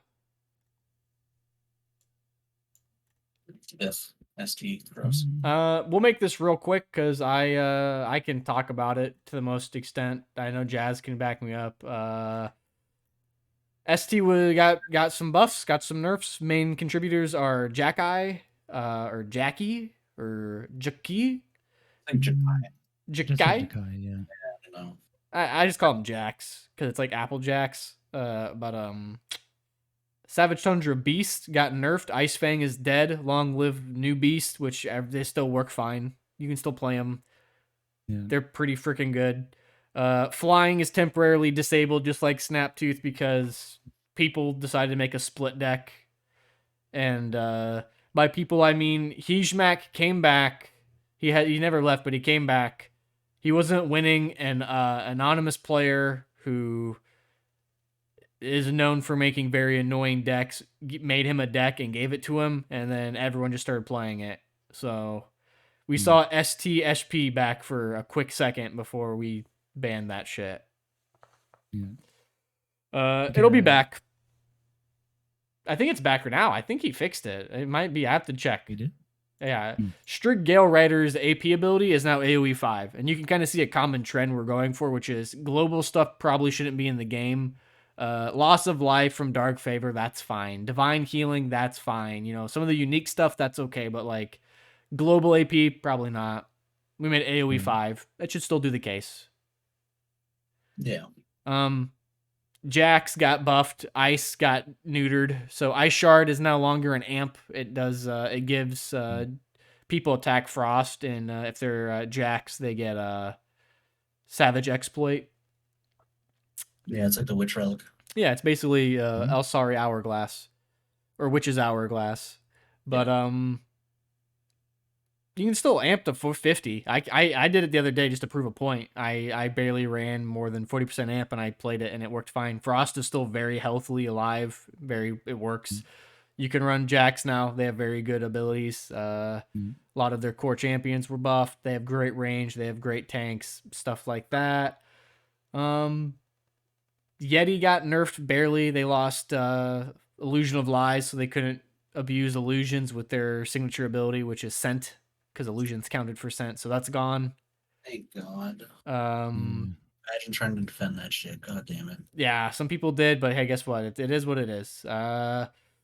Lonks got slightly nerfed, but then they got slightly buffed, so they're still pretty good. The only nerf was some of their units that were super cheap and really effective got increased, but they kept their effectiveness, and they're still playable. Like Lonks Hunter. String changes, right? Or no? Is that String changes? Yeah. Strig Warlock became playable, and then Wizen Ren became playable. They both became ranged beast units. Yeah. Stuff like that. It's still good. Ice Fang is still really good. I played him the other day, and I was like, he slaps. Now, is he as good as he was before? No, because he was busted before. Yeah. But like, he's an 80 Nora unit that has a really good AoE that gives you deep snow, and then he's super tanky. He makes a lot of snow. Yeah. You could Jackeye. They have a lot of snow synergy in their kit as well. Like stuff could make snow or synergize. Like even with like elementals, you could splash in a few of those, even if you're not going pure. And you can run the new Shard Master, who I think is another slept on thing, coming in with range 5 multi, and then you get the Savage Exploit already on base. And she's squishy, but man, she can really hit. But what's squishy to ST, right? It's like still like 48 HP. It's squishy in Savage Tundra terms, but for other factions, it's just normal. Exactly. That's another thing that I want people to understand is like I do try to build stuff with the base faction bonus in mind. So like if you see something that's like, I can't believe they only have 37 HP. Well, it's Savage Tundra. They have 47 HP. Well, then you're just negating my faction bonus. No, I'm incorporating it. It costs less because it has 37 HP. I'm not going to give you a 47 HP champion that's going to get 57 HP and then give it a Nora mod to make it cost less. Yeah. I don't know. To me, that's frustrating as a designer, which is like, you're removing what makes me good. No, I'm just using it as a balancing tool like it's supposed to be. Like, I believe FS and Shattered Peaks champion should cost more. Yes, because we have Norgen, right? KF champions, yes, there should still be 7 speed units, but most of them should, have 6 or 7 speed. Yeah. Just like other factions. Like, so it shouldn't be all 8 speed. UD should have lower damage. They come out, they should still have higher damage than most factions, but you shouldn't see a champion deployed with like 17 damage. That's like, that's crazy. And then there's Forsaken Waste. Yeah, and then Forsaken Waste, you should have cheaper units so that way they can come back faster. Right. Now, they shouldn't be as good, though, but it's the idea of using the faction bonus to help out. Which, if people didn't realize this, we didn't realize this until a little bit ago. Cost does not dictate cooldown. They are separate in the database. So if we change cost, it doesn't change cooldown. We have to manually change the cooldown. So everything has a manual cooldown put in for it. So it's just more like a soft rule that it's cost divided by. Exactly. We asked Sokolov, the old Pox designer, and he said at some point in time, cost did have cooldown, influence, and there was a scale, but it might have been lost when they came to the new client. So we don't know. We're gonna try to fix that, and stay tuned. Right. Just looking at Shardmaster here for a second, I'd like to bring up the fact that something that I sort of don't like is that champions exploit that can self-proc their own exploit. And we're going to fix that. Yeah. That was something we wanted to test, Jazz, and we tested it, and it's not good. So, yeah. It is good. It's overly too good, and we're going to, we're going to redo that. Deal with that as it comes up. Yeah. Right, sounds good. So it will no longer, the new rule of thumb is going to be basically, how am I trying to say this? We will have exploit and something that can proc it. We're thinking that's fine if it's on melee only. What about on other abilities that work similar to exploit? X condition triggers bonus. Yep, we're not going to have that either. So we're not going to have you're not going to have a hunter poison unit with, poison 1.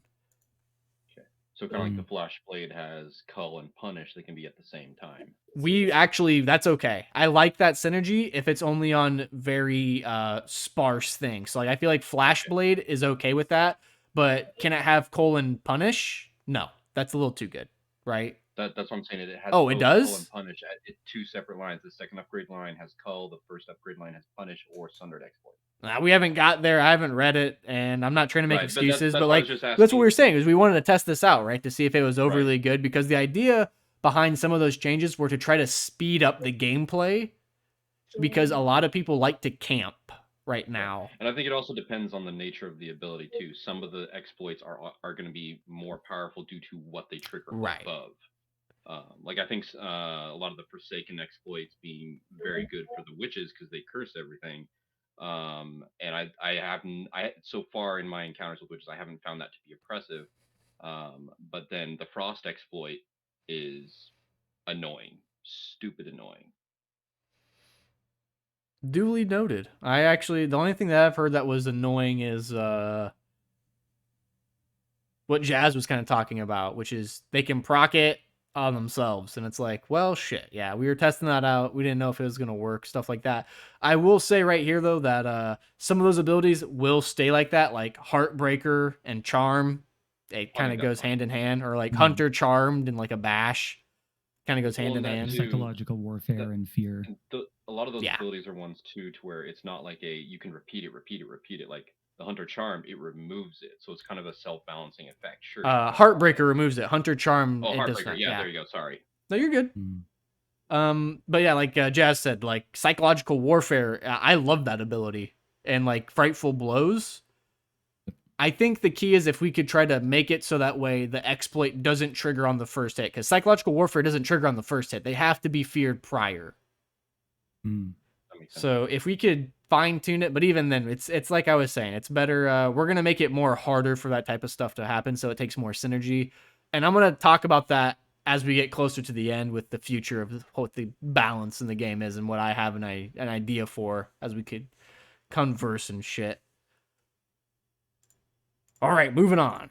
Keep up the momentum. As Jazz was saying, Elementals got... I think Elementals is probably the most buff thing in Savage Tundra, but a lot of people just aren't running them. They have a lot of support. They have a lot of great range, and overall, they're fantastic. One of my favorite combos is Ice Elemental, the big iceberg guy. He has improved range, and he has Class Shaman. All of the jacks that are shamans usually have elemental support built in or as an upgrade option. So you just get like crazy range bonuses by just running them and your other elementals with the giant iceberg dude. So you get like Frostiers at like 5'8" range. It's pretty nutty. Yeah, I haven't played elementals in a while, but I do remember playing them before the buffs, and even then they were really strong. Like Crystal Dragon just lived forever. Yep. Crystal Elemental would sit in a font versus like with its mirrored and reflect a ton of everything for its for that cost. And the newly buffed Jackeye Elders provide the snow to synergize again with themselves and with the other elementals, keeping things locked down and deep snow all the time, so that the auras can do their work. It's a really nice set of self-synergistic champions. I agree. Some things to note before we move on. A lot of cool spells were redone, but Cleansing Emerald cost was lowered. That's also KFST, so that's a good outlet of cleanse.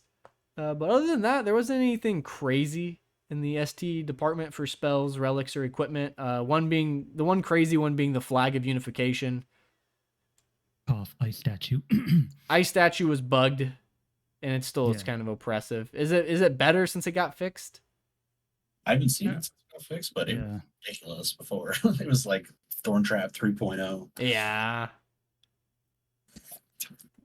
Oh well. I think it's a lot better now. I agree with Karma. Like I haven't seen it as much now that it's got its well-deserved bug fix, but I think it's strong in the sense like similar to Mystic Whirlpool, where it keeps things in one place for a while. But I wouldn't say it's oppressive. Not like Flag. Yeah, those relics are good. That just like they change the environment of that like tiny little space for like those few turns. Like the FW one that removes all AP, like those just change play when you interact with them, and it's only isolated, so it's not like this huge fucking thing. But yeah, they're cool. Yeah, and I think ones like those are defining enough. I don't think that they're super problematic. They're frustrating, but they're stuff that you expect. Like once you know what's happening, like okay, so they're likely running the well or whatever it is that does that. It's just good, so you know it. So you just expect, well, they could do that here and try and plan accordingly. Yeah, exactly. Like artillery marker at KF is not very good like by itself, but there's situations where it just like totally wins a game. Right. But most people know how to play around that shit, so it's just kind of a gimmick. All right. Anything else on HT before we move on to the counterpart, Shattered Peaks? Moving on. I think we're good. Moving on. Let's keep on trucking. Shattered Peaks. What has changed? Let's see. Hyenids got lots of buffs. Voiles got lots of buffs. Elementals got a few buffs. Cyclops got a lot of buffs. Moga and Gurn got some revisions to make them more fair. And that's all I can think of off the top of my head. Yeah, Moga getting the nerfs they deserved was definitely good. That was the toxic time before Snap Teeth. Moga Slingers with Debilitate at 6 range, 7 range sometimes. Yeah, that did 30 damage and like 6 AP. Pretty cool. Yeah. And Hanging Slag as well, sort of an outlier, did get it nerfed as well. Completely different champion now. I'm so confused by the nerf. Like, honestly, it was an annoying champion, but I didn't really see how much hate it got. So it's like a mucker, right? You just fuck up against it. It's probably your own fault. It wasn't so like with mucker, it's like, okay, I know how to beat this thing. the issue with Hanging Slag was it was being very much abused in the Shattered Peaks FW Death Benefit variant that we've tried really hard to crush the spirit of. Yeah. And the idea is turn 1, they double deploy on you, and then they still have enough Nora left because they've deployed like Broken Bones, Hanging Slag, or Double Hanging Slag or something, right? Or Bird and Hanging Slag. They rush Hanging Slag into your face. And if you by turn like 5, if you have a Hanging Slag on you, most likely if you're trying to double cap 2 fonts, you don't have enough resources to dedicate to actually kill it. And unlike Mucker that you just kill it before the turn starts and then reconstitute, with Hanging Slag, the Death Nova and the Ass Eater, you'd always have to try to guesstimate how much you had to do. And it kept its upgrades when it split. And not upgrades, but it kept the Acid and Death Nova when it split. So you just kept repeating yourself. Yeah.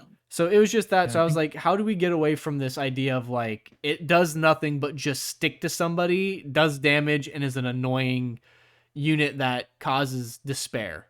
And I was like, let's just try something wild. Now, a lot of people are like, we hate it.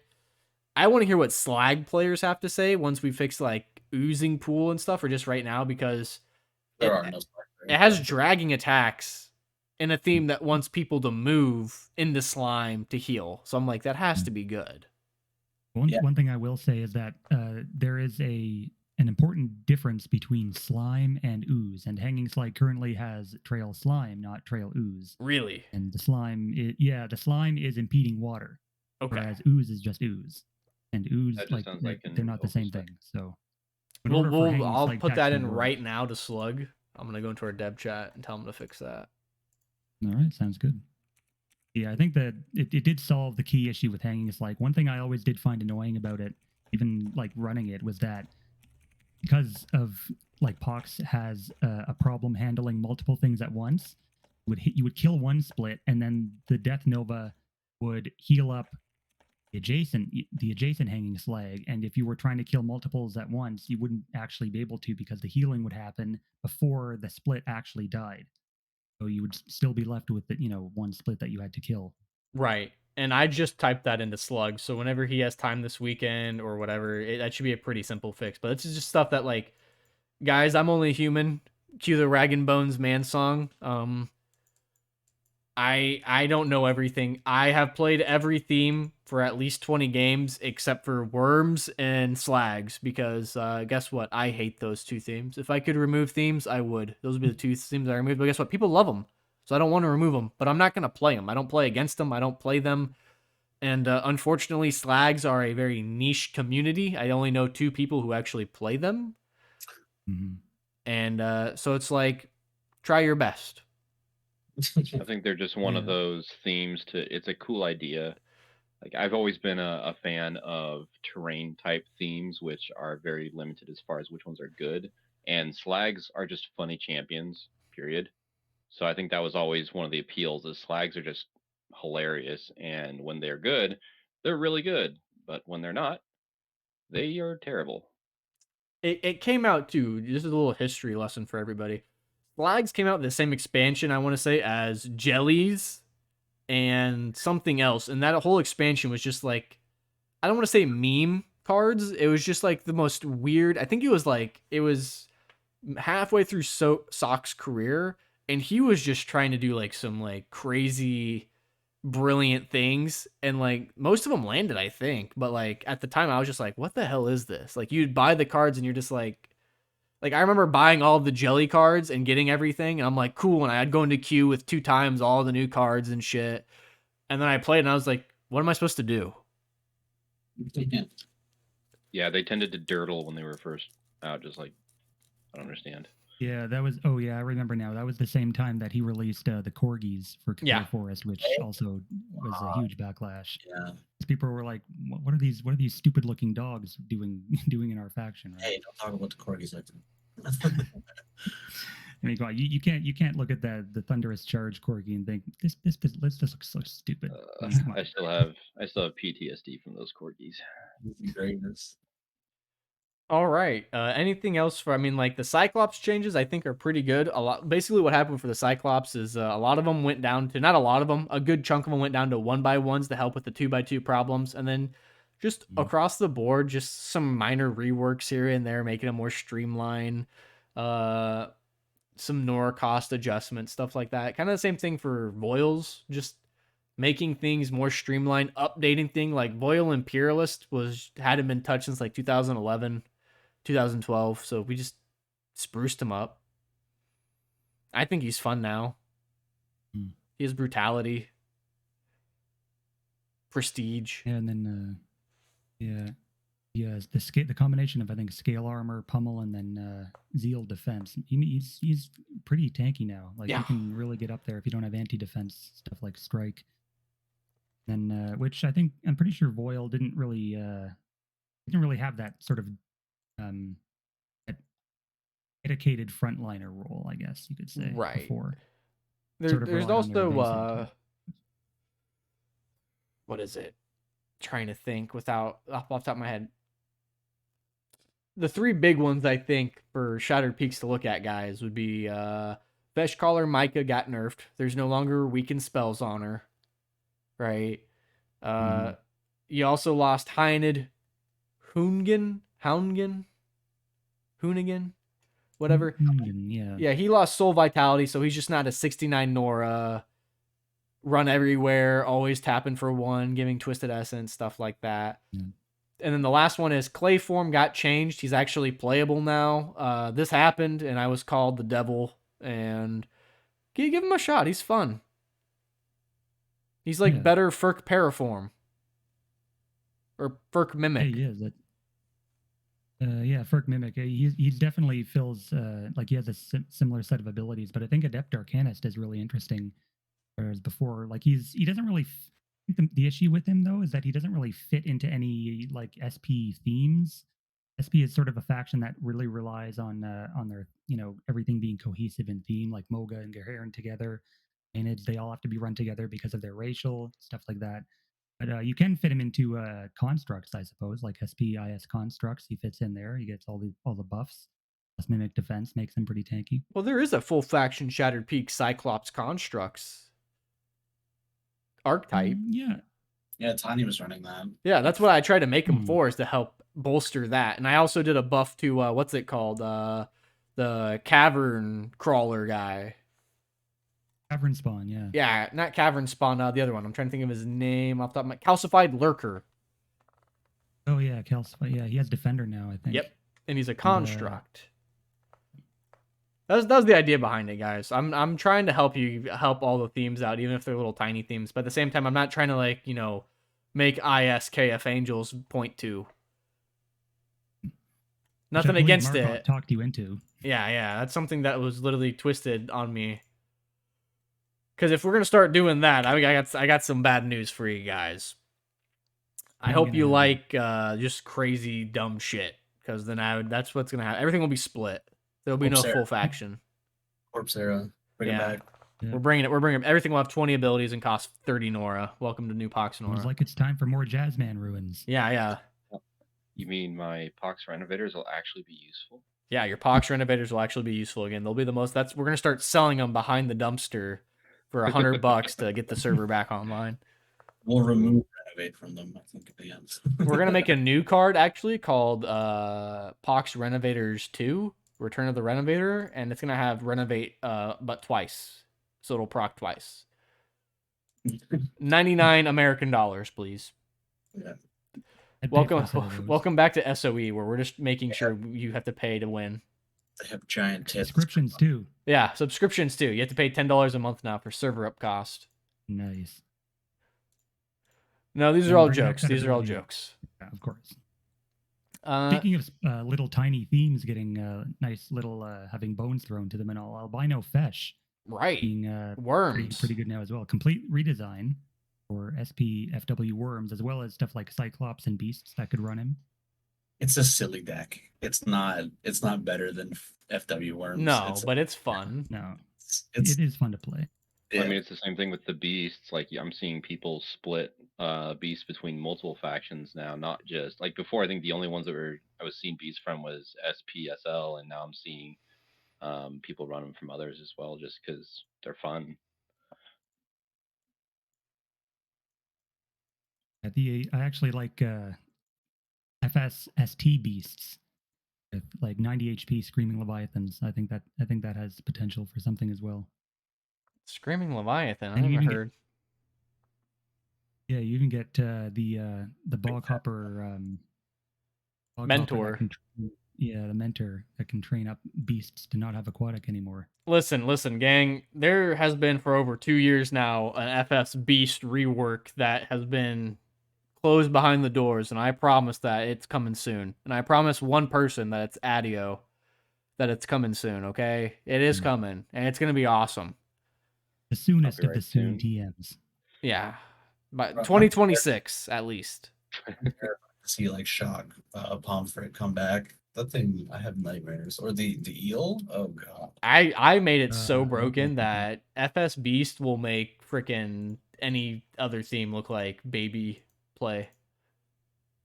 And you got the buff plan for Mocking Toad as well, right? Yeah, of course. He actually has Mocking Blow. Ooh, wonderful. I was Exactly. thinking like Rude Fighter, like that old ability. Oh yeah, that'd be Remember freaking Rude Fighter great. from the database. Getting back on Antagonize track. every hit. There's a lot of cool things. Every theme got something. Cavern Spawn, it kind of got. There's more deep wounds now since we kind of try to adjust it, stuff like that.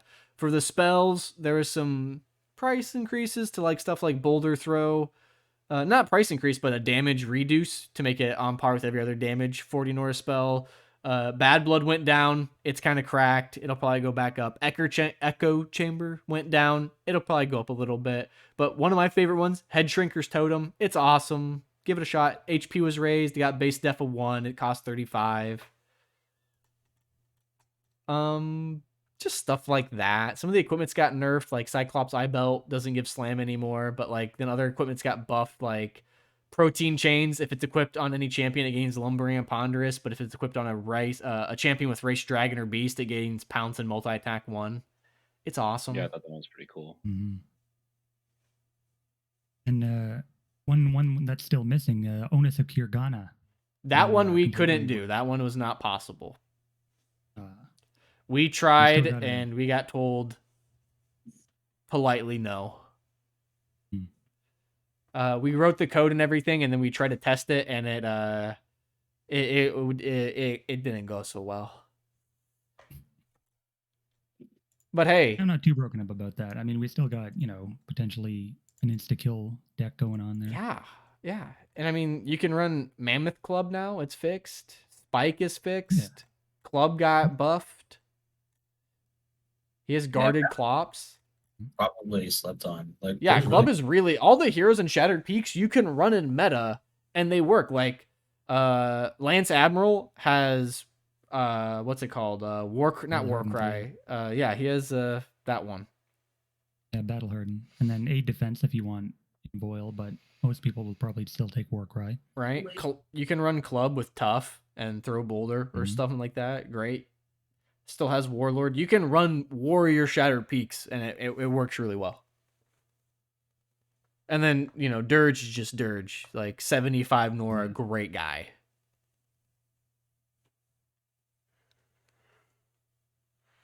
But let's get into a category where we're going to the desert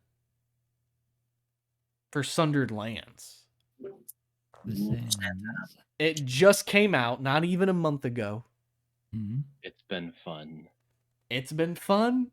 It's been real, but it hasn't been real fun. So let's take it away. Troll, what you got? I have been very much enjoying it. The whirlwind. Oh frick! Now my brain is Dust totally Devil. Dust Devil. Thank you. Yeah, it's been kind of cracked.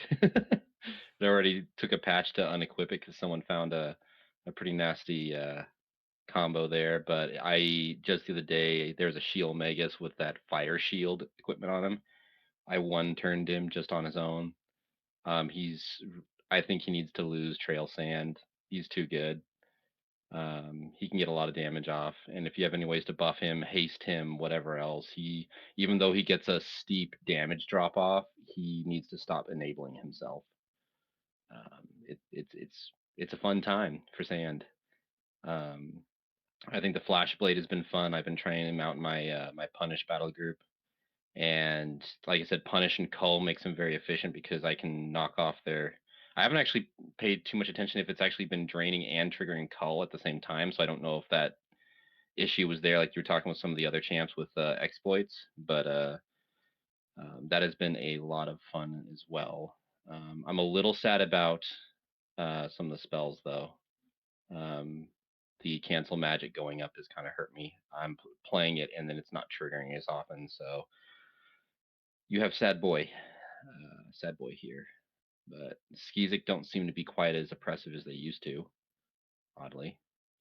They're still good though. I don't Oh get that. yeah, like I think they're fine. I think Skizik are in a really solid spot. Like before, whenever I saw a Skizik deck, I'd be like, oh god, here we go, because you just get steamrolled.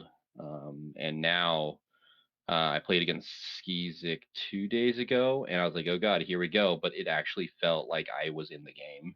And you could push them back a bit. They're still really efficient, I think, and they have really good champs, but I don't think they're overtuned in any way at all.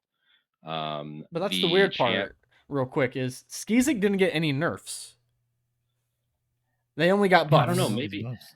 I don't know, maybe it's the stuff that I was playing that got buffed. I don't know. Which at the time I was actually playing my Punish battle group. I like that. I have one of those too, and it's pretty hilarious. Oh, they're fun. I also have one that's just all Sunder. Every champ has Sunder. So I've yet to try that out. I think it'd be a lot of fun. I Draxar, just do love. Draxar. You can just make it a Draxar deck and like You could just make everything a Draxar deck. You could yeah. just Welcome to everything SL. Draxar. Yep. And actually on that, I have yet to find, like, going through the Draxar champs that got changed. I don't really know that I've found any that are unplayable. Someone right after the patch was talking about Draxar Master and kind of confused as to where his role is. I think he's fine. But the rest of the Draxar, I think, are in a really good spot. I like the changes to Rocketeer.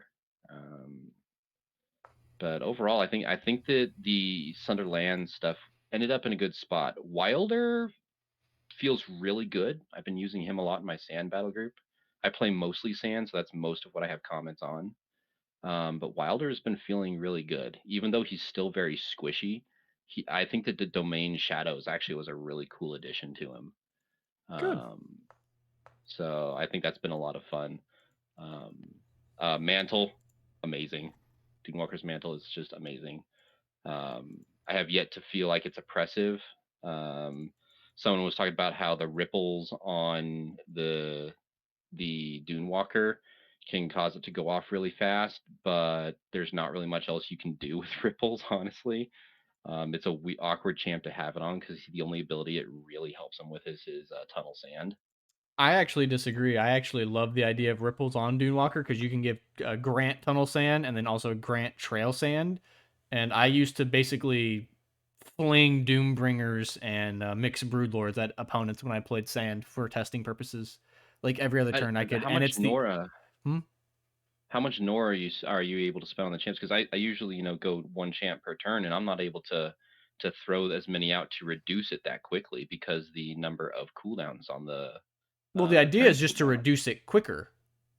Oh, I see what you're saying. It's not supposed to be like I play enough to make it come off the same turn or like the next turn or something. Right. It's the idea of like same thing with like Vex. Vex has it.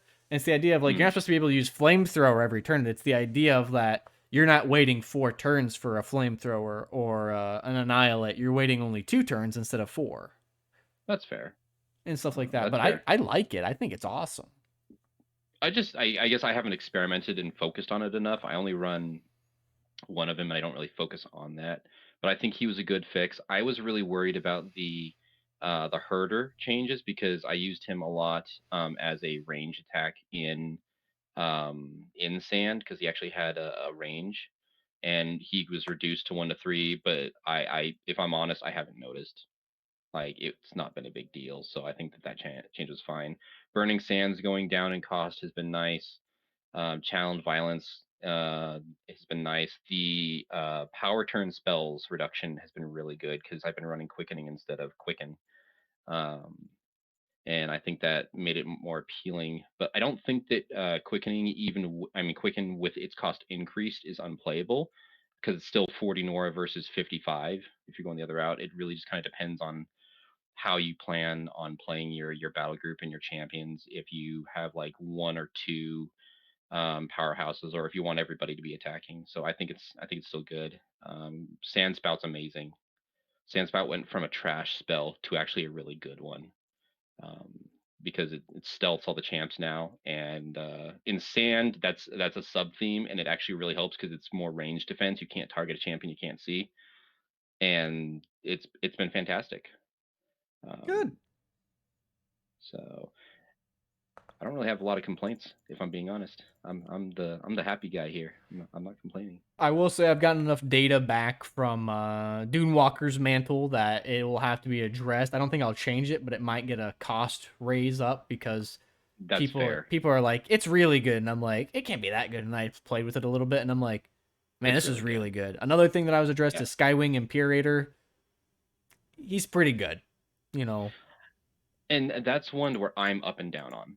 I tend to value really affordable champions, and so as soon as things start to creep to 80, I have an itch, and it bugs me, even if it's totally illogical. Right. So he's one of the more expensive champions. I think he brings a lot of value for what he does. I've not been one who's been playing him a lot though, so I don't have as many comments on him that way. But he does seem good. Like on paper, I'm looking at him and going, yeah, I mean, this guy looks legit. Yeah, I still have not used the Serpentor armor. I like it. I like Zeal Speed. I think Zeal Speed is really good to throw on the melee champs. So I think that there's some untapped potential. I haven't really seen anyone talk about it yet, but I think that there's some really nasty stuff you could do with that. Like, too bad that the aspect of violence is unequipable. I would love to put some of these new equipment changes on him, like the Doomwalker's Mantle. You can equip Aspect of Violence. Yeah. Wait, aspect you can? Oh, he's Yeah. got warding. Oh. No, he has pariah, but yeah. Yeah, is pariah or is it warding? I thought it was warding. Oh no, it is warding. Yeah, sorry. Okay. So I had to reverse my mind. I'm like, oh man, I can't put in these good equips on him and everything. Zeal and SL specifically is like such a good combo. It He's- is. Especially with Violent, yes. Yeah. Speaking of Violent, Rage Band for Beasts has been fun. Because it gives them Violent now when they don't have a lot of that already. So I haven't really played Beasts a ton, but the couple games I did, it felt good. So I just wanted everyone to have fun and stuff like that. The common trend, every theme got buffs. Some themes got nerfs, stuff like that, but more buffs than nerfs, stuff Yep. like that. And the only thing I want to add in is for the Sandstalker Dust Devil, he was supposed to cost like 80 Nora, but then we found out Right. Sunder doesn't work, so we took it off, and then we didn't put anything on there, so he costed like 75. And then we had to give him unequipable, so now he's like 72. So in the future, he probably will go up in cost, but I think overall his main package is fine. See, and I think I think the complaint about him is he's so self-sufficient. Yeah. Like I deployed him on a side font to defend against the incoming Shield Mage. The Shield Mage ran in, put the thing on him, and he wasn't able to kill. Like I did more damage to him than he could do to me, and I killed him in one go. I think that's the kind of play that frustrates people, is one turning a champion with nothing extra. Like I did nothing extra to the Dust Devil other than he had his straight out of stasis massive amounts of AP. And that is what killed the champion. I think that's what they're frustrated by. So I understand the argument that like some people are saying you need to lose Trail Sand, and that just requires you to put it on him with like the Dune Walker or something.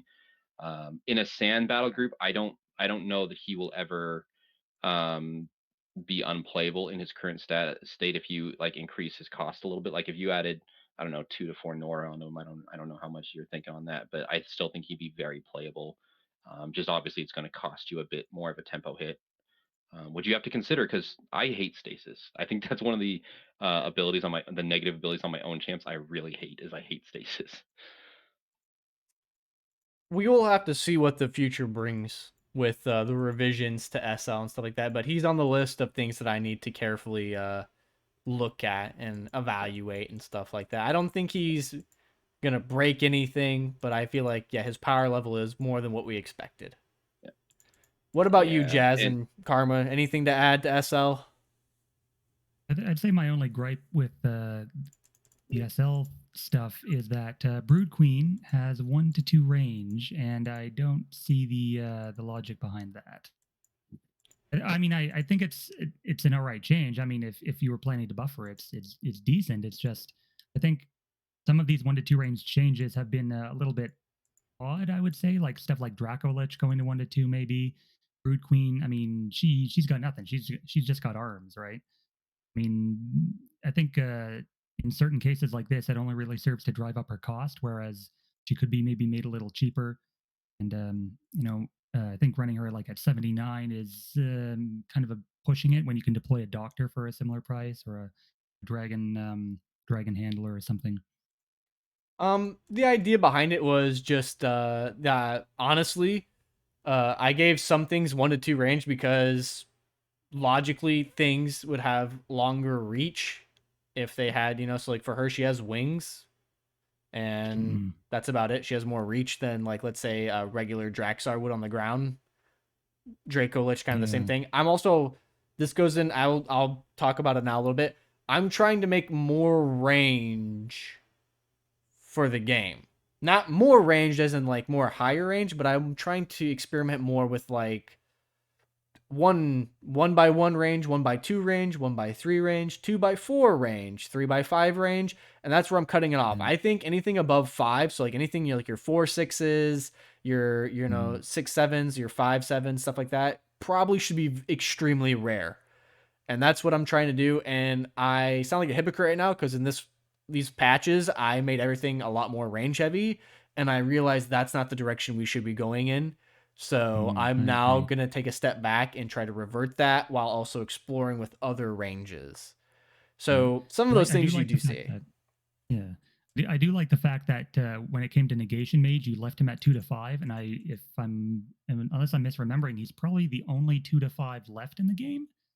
There might be maybe 1 or 2 other rare cases, but I think 2 to 5 on him, I kind of enjoyed that. And, Awesome. yeah. oh, I completely For- missed that. Yeah. But I think pretty sure he used to be 2 to 6, and then he went down 2 to 5 at some point. But I like that he's kept that throughout his lifespan. I guess just in general, he seems pretty decent now. Nora Thief fitting for him. I would probably, if I were to change anything, it would be like maybe Crickenwing going to an acid champ rather than a poison champ, so that he has sort of a home in that deck, or to the less well developed yet still equally interesting SL arthropods, which did see a few changes in this same patch. Stuff And like that kind of Heartmate comes getting down to changed. the thing of like Crickenwing and Crickenwing Alpha has always been poison. Hmm. So it's like, do you change it or do you try to keep that old resemblance to what it is, right? Right. Because like we can I'd make say, poison, because then it gives you yeah. alternate damage types and like let's say arthropods. Mhm. I think just looking at alpha, I would say like going by the flavor text as a sort of a different kind of mutation, he makes sense as poison, whereas the original could be acid to sort of differentiate the two that way, but still keeping the alternate damage type thing available for people that want it. Right. But Okay. I Yeah, that's don't. like right there. It's Yeah. pretty easy. Hmm. Yeah. Other than that, I think everything else looks pretty good. I like the Draxar master changes. Thaw, I think, is going to be maybe a little bit under the radar. Permanent Volt and Fire that can't be cleansed is really nice for I several think that deploys. amp fire deck is definitely one that needs to be played with because there's some fun tech now in Sundered Lands. The problem is you've got a already prominent archetype of fire in Underdepths, which just kind of shuts it down. I think that's the issue. Yeah. I mean, there's potential there for a split as well. Like Underdepths obviously has a ton of fire synergy. Then if you do go to SL, you could play neat stuff like a Kakios and his Herald that generates Nora for every fire damage instance. You could It's throw true. in like the Flame Ruby that explodes in an AOE, and each proc of that gives you Nora as well. So there's potential there for sure. All right. Karma, you have anything to talk about? Varu Dragon buff was pretty sick. Same with Ravager. I like both those changes. Varu Dragon especially. I haven't seen the champion in forever. Ravager being a tiny boy now is pretty cool. Ravager probably gonna get a nerf, but yeah. Yeah, I mean it's okay. I think Seismic is probably the issue.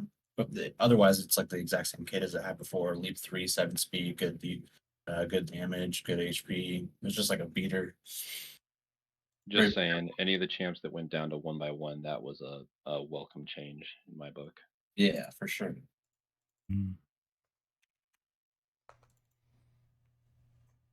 Yeah, I don't know. Not much else really stuck out with me at the SL. I'm not a big sand buff. I've heard some whispers on the wind, like I've said before, where that's why I say Skywing Imperator, Sandstalker Dust Devil, the equipment, what are some other ones that they've talked about that people were unhappy with Draxar Master, but I think those were more of the don't take this word personal, but it's the zealots that are still very much SL oriented, and they're like, he's not good enough, and I'm like, I think he is.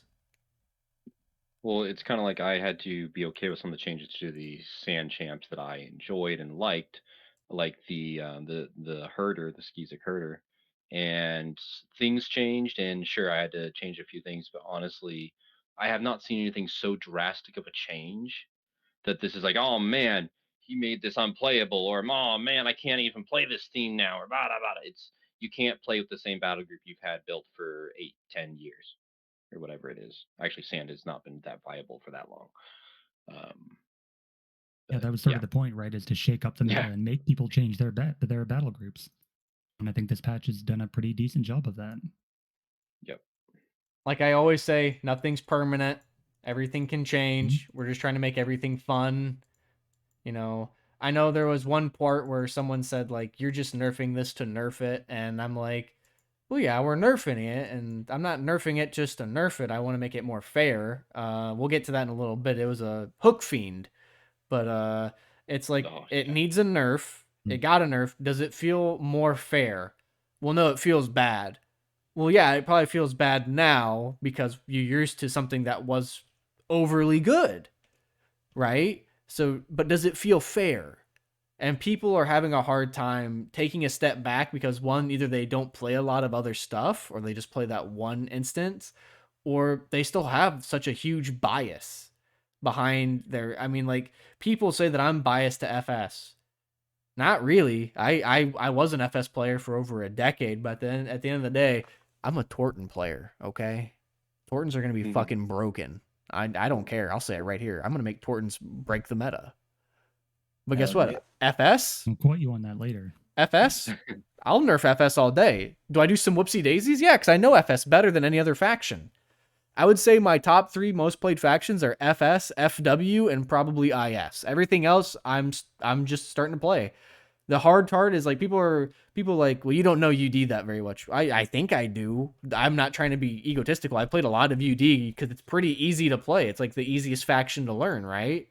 But the issue is I didn't play UD back in the day because it was also the most expensive faction to collect because everyone wanted it. That's true. I didn't want to spend $300. That's why I was an FS player. FS was the second least played faction back in the day. So I could get all my shit for just $50. I got a question for you. Yeah. Why did you give a negative modifier to Netter? I don't know that he needed it. Skeezic Netter? Mm-hmm. Just to make them cheaper. Okay. People always ask, why did you do this a modifier? Why did you do this with positive or negative modifier? I always try to reiterate this. I don't give out modifiers because I think about it. When I'm making a card, I just have a set range of Nora that I have in my mind that I feel that's okay for that champ. And then I just put it, if I add all the abilities and it says it's something different, then I'll put a modifier to make it whatever I saw in the beginning. Right. And it's always a range, right? So it's like, I'll have to look at Netter real quick. Let me look at Skeezic Netter. He's a 62 to 69. Yeah. But he comes in, he has 43 HP, 8 damage. He's a Skeezic. He has the Alliance. So you want him out with at least 2 others, right? So he's going to get... The reason why I ask is several of us are finding he's great, period. It doesn't matter where you put him. Now I don't think he's the damage, but the fact that he has entangling attack and punish is super um, enabling for a lot of control, which I don't think the faction has a lot of, so I'm okay with it. Like we don't have a lot of hard control in SL. There's a lot of weird soft control. So I think the fact that just punish being able to just drain their AP and then make it to where next time they're really not moving is I think it's okay because he doesn't do a lot of damage. But I was just kind of curious the logic behind it because it's one that several of us are noticing. Yeah, this guy's good. This guy's really good. I just wanted to make a fun card. That's it. That's the reasoning behind it. There was no like, oh, he needs to go down to this because of mathematical equation. At the end of the day, I'm just fucking around and finding out later down the road. That's basically it. If I fuck around at a 4, I'll most likely figure out at a 4 probably about a month later. And that's basically the change is right there. Is I saw Netter and I was like, what makes sense for Netter? Entangling attack. What else makes sense for him? He looks like a guy that would punish you if he catches you in the net. That's my thought process. And I guess the Nora mod is also the easiest thing to change. Yeah. I don't see much of a difference between 64 and 71 to 62, 69. Going, and I'll talk about this. I keep saying this, so I'm trying to rush it to the end so that way we can talk about it. But that will probably go away in the future, right? Right. So anything else on SL before we move to the big, the bad, and the UD, which is the most recent patch? This I have like no personal comments on, so I'm actually going to back out, and because I think my wife is clamoring for my time. Awesome. Hey, take care, Troll. Thanks for joining us. We appreciate you, buddy. Nice to have you.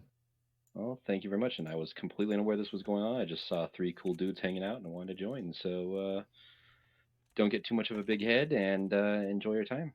Of course. Take it easy. See you on the battlefield. See you on the battlefield, buddy. Okay, we're going into UD. Okay, sounds good. It just came out less than a week ago. And just to be clear, we're not going to be mentioning any names. No, of course not. Why would we? Of course. Okay. Sounds good to me. It's just the 3 of us, right? Well, it was the 4 of us, but now it's just the 3 of us, right? The 3 Musketeers off to battle yet again. Yep, exactly. You're playing a video. That sounds good. It might be the 2 of us for right now. It sounds like Karma's in the midst of a conversation. Parental crisis, perhaps? No, thank God she's sleeping. Praise be to my goddaughter. Going forward, what do we feel about UD? Well, it's I'd say in some cases it's maybe too soon to tell, but I've really been liking the Bunny Lord changes and just beasts in general, I will say. I haven't had many games with or against Bleed, but I'm liking definitely the new racial for Bach. I know you mentioned earlier, Warsh, about sort of separating the two into like Acacian and then General Bach being like separate sub-themes, I guess. But I would definitely be looking forward to that. And yeah, I think there's a lot of potential with Fire to have it be more interesting than just General Amp or lava control terrain. There we go. We're back. Sorry. Talk about. We're not gonna have to go back and talk about like three patches back, are we? No. It just lasts like 30 seconds.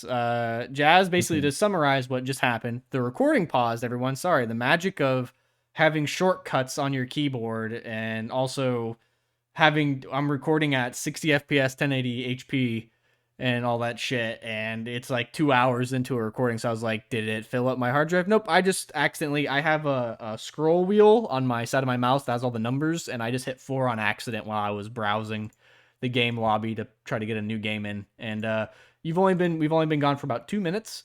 So as Jazz was saying, he really likes the beast. He really likes the elemental side of UD. He hasn't played a lot against the bleed stuff. And Karma was about to come in and talk about his side of the field. I was just looking at Arbiter. I think little changes like range 1 to 2 in UD goes super underrated because she's now technically a race champion and UD does not have race champions. Yeah. So stuff like that really, really pushes the power level of UD units because it just gives that flexibility where you do not have to fully engage to be super scary. But a lot of the bleed changes I think are super good. Like it's going to be probably a tier 1 theme for quite some time until we readjust. I agree. Mm. And I I don't already think see some things that need readjusting. Like we were talking earlier, all the Bach now have bleed. So like Yeah. with Arbiter, he has Hunter Bloody and he comes out for 73. So like he's already hitting for 18. He has 3 defense if he just attacks you. So it's like, how do we fix that? Now we can either let him keep it and just increase his Nora because he does have a mod, I believe, or we can remove the Hunter Bloodied and try for something else. Yeah. But it's like overall, what I'm saying is the 73 Nora feel balanced for something that's coming out with 16 damage, 51 HP, 1 to 2 range, and it's like probably not. Not on paper, it Yeah. seemed fine, but in game, it's like okay, so it's like maybe we just raise this cost by 3 Nora, because for 76 that's okay, 77 that's fair. Yeah, for sure. Yeah, I agree. But then I think he's on a tad on the cheap side at the moment. if you do that, then you have to do the backlash of like we were talking earlier. It's like, why are you nerfing everything? And it's like, I'm not. No, some stuff just goes over the power level a tiny bit. It is what it is. But no, that's what I like that idea. We're seeing that a lot now. I think bleed is probably the most common flavor of UD right now. I agree with Jazz. I played actually a lot of the elementals and beast. I love the new bunny lord. He's fantastic. He's everything I wanted him to be. I think that is probably my favorite change in the entire patch. Yeah, for sure. I really like the that you can again. We were talking about this earlier with like bog hoppers. There's multiple flavors of UD beasts now. They're split or full faction. You can run like fire beasts. You could run like a mini deep wounds module with the Grundle wolves, or you could run in a split with Sundered Lands. You could run like mutant beasts in some cases. And yeah, there's a lot going on there that needs to be explored. Yeah, I think my biggest takeaways. You guys are looking at all the nitty gritty and the fine, dining of UD and all the themes and stuff. I'm so thankful for meta nerfs, man. Reaver, Salam, and Gatekeeper all got nerfed. Right. So Yeah. Slinger even too. But there's just some good changes that happened. That Don't forget the spells, buddy. We nerfed Mandate. We nerfed Superiority. Went up. Those spells are really good, of course, and those are good nerfs. But the champions themselves facilitate everything. You can't cast spells without units on the board, and if you have great units on the board, then your spells are just even better, right? So it's this double dipping. But yeah, you touched on the perfect units that just were such a fucking pain in the ass. Reaver being the worst offender, in my opinion. Yeah. No matter what, no matter how good I got at this game. Throughout the course of history, Reaver has just always been a thorn in my side because it just makes my brain hurt having to work these hurdles to kill this fucking thing. But it should be, a cut and dry scenario. But you gotta, think 3 turns ahead. If I put it down to 1 HP and I have to make sure that when he sacks and retros it, I have this other plan set in place. Otherwise, like he's extracting so much value. Now it's just like I can remove the ability and kill it. I don't have to think. It's fantastic. And I did try out new Salam. He costs 3 more Nora now from 83 to 86. We just got rid of the empowered ability. I ran him at 90. He feels good. Like, is it as good as he was? No, but he's still pretty good. The intent. Yeah. Like good, not great, right? Right. I can play him, and guess what? If you're playing him in a beast deck, he still costs 83 Nora because you have Camaraderie from Bunny Lord, the Bunny Brothers. Yep. Mm-hmm. And you deploy him and he's good. Guess what he's not good in anymore? Well, he's less good in UD meta. Guess what the whole goal of this is to shake up the meta. You've seen him since release, right? Yeah. He's already been nerfed twice. I think Shattered Nerf's probably too good looking back and stuff. Like it's too cheap. Yeah. But it is like that's something that can be changed very easily, and it's not going to be game breaking to the point that like I don't even want to play the game anymore. It's just stuff happens. But if you look at it this way, right? I agree that it needs to probably come up in cost a little bit. But at the same time, let's say you cast Shattered Nerves and you're being 400 IQ, right? The worst you're going to get is maybe 10 AP, 9. right? Most commonly, sometimes your opponent can do stuff which pisses me off when I'm like, my opponent has to do this because it's logical. Guess what? People aren't fucking logical in this game. I've had someone like, I've left a unit dead to rights to someone to like do a trap, like you've revealed my trap card technique, and they just ran away.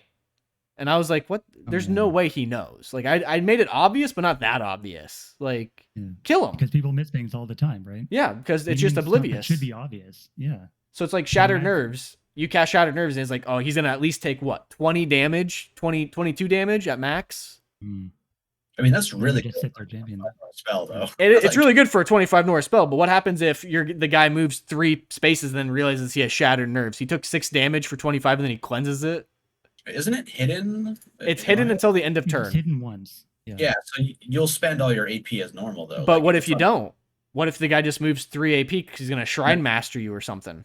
That's fair. That's fair. But like that's the thing with spells like that is sometimes like you expect the opponent to do a specific thing, but like that's one of the reasons I don't run like backfired spells usually, is because I expect the opponent to do something and then it turns out that they just do something completely asinine. But because I've wasted Nora on the counter spell, it's in their favor. Like the tempo is out of my control now.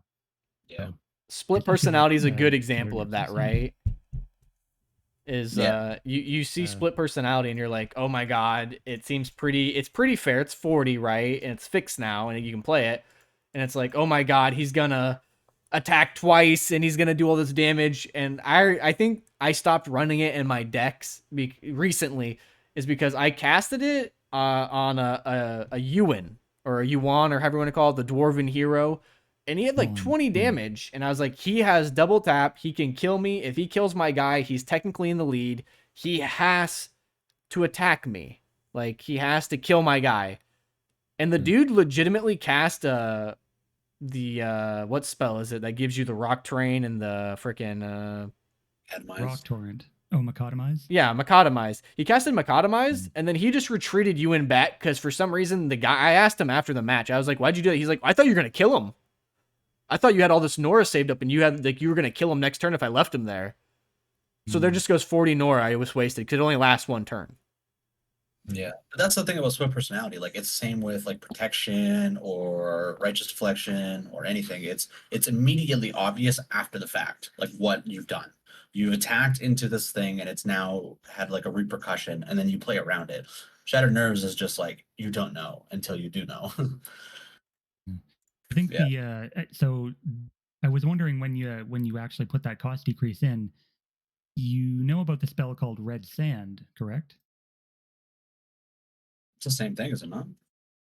No, that's This is what I was looking at, is because Red Sand does basically the same thing, except Red Sand is not only instant, like the damage happens at the same time the AP is spent rather than having to wait to the end of the turn, but also it's fire damage. And of course, with fire damage being in UD and everything, I mean, you could see how that might get out of hand, and it lasts the same amount of time. But it's not secret though, is it? No. No, it's not hidden, so you do lose that surprise advantage. But I think like if they used to be around the same price. Well, I was thinking if maybe Shattered Nerves did come up in price, be like at 30, and then Red Sand at 35 would probably be a nice alternative. Yeah, that's same fair. sort of price bracket without. It'd probably be the other way around, in my opinion. Like Shattered Nerves 35 back to, or whatever the hell it was, and then Red Sand 30, because one's hidden, one's not. Hidden is better than not. I that's at least how I look at it. My thing is, the reason I lowered it in the first place is the Underdepths has some of the best spells in the game, but you never see any of them because no one wants to run outside the 4 staples. Like, you might, no one wants to run Goblin Bomb. No one wants to run Blast Doors. No one wants to run Burnout. No one wants to run Hellfire, And it kind of goes for all factions, but UD I find is the most repeat offender because it's like, what do you run?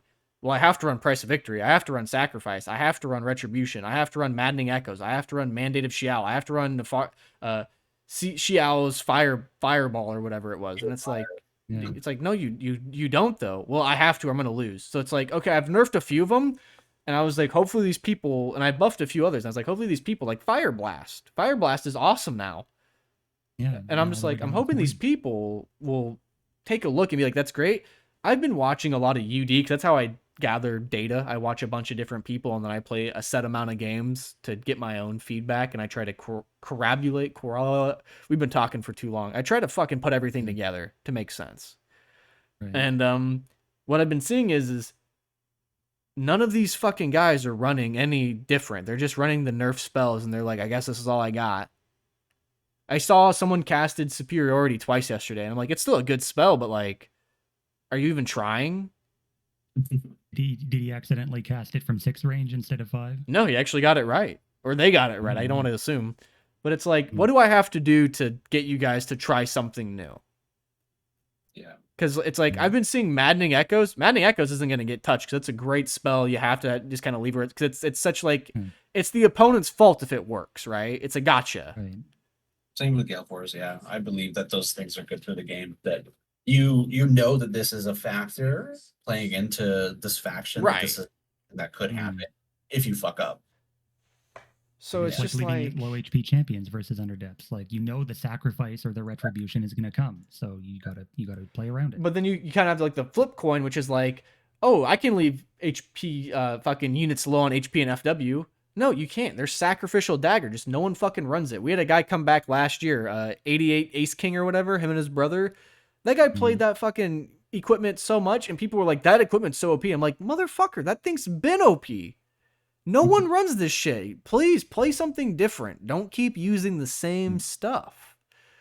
Yeah, but that's the problem with, I think, the low numbered community is everyone sees what everyone plays and just like plays what everyone plays. Like, there's not a lot of Trailblazer left anymore. That people just kind of net deck is, to win, to take some sort of advantage away from most of the veterans who played for 10 plus years.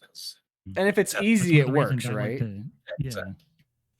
That's one of the reasons I like to change decks every single game, or almost, is because I like playing different things. I like being, sort of on the fringes of, what's considered viable. And, sometimes I'll run something weird and it turns out to be really good, like running a Boundless Enthusiasm in Beasts.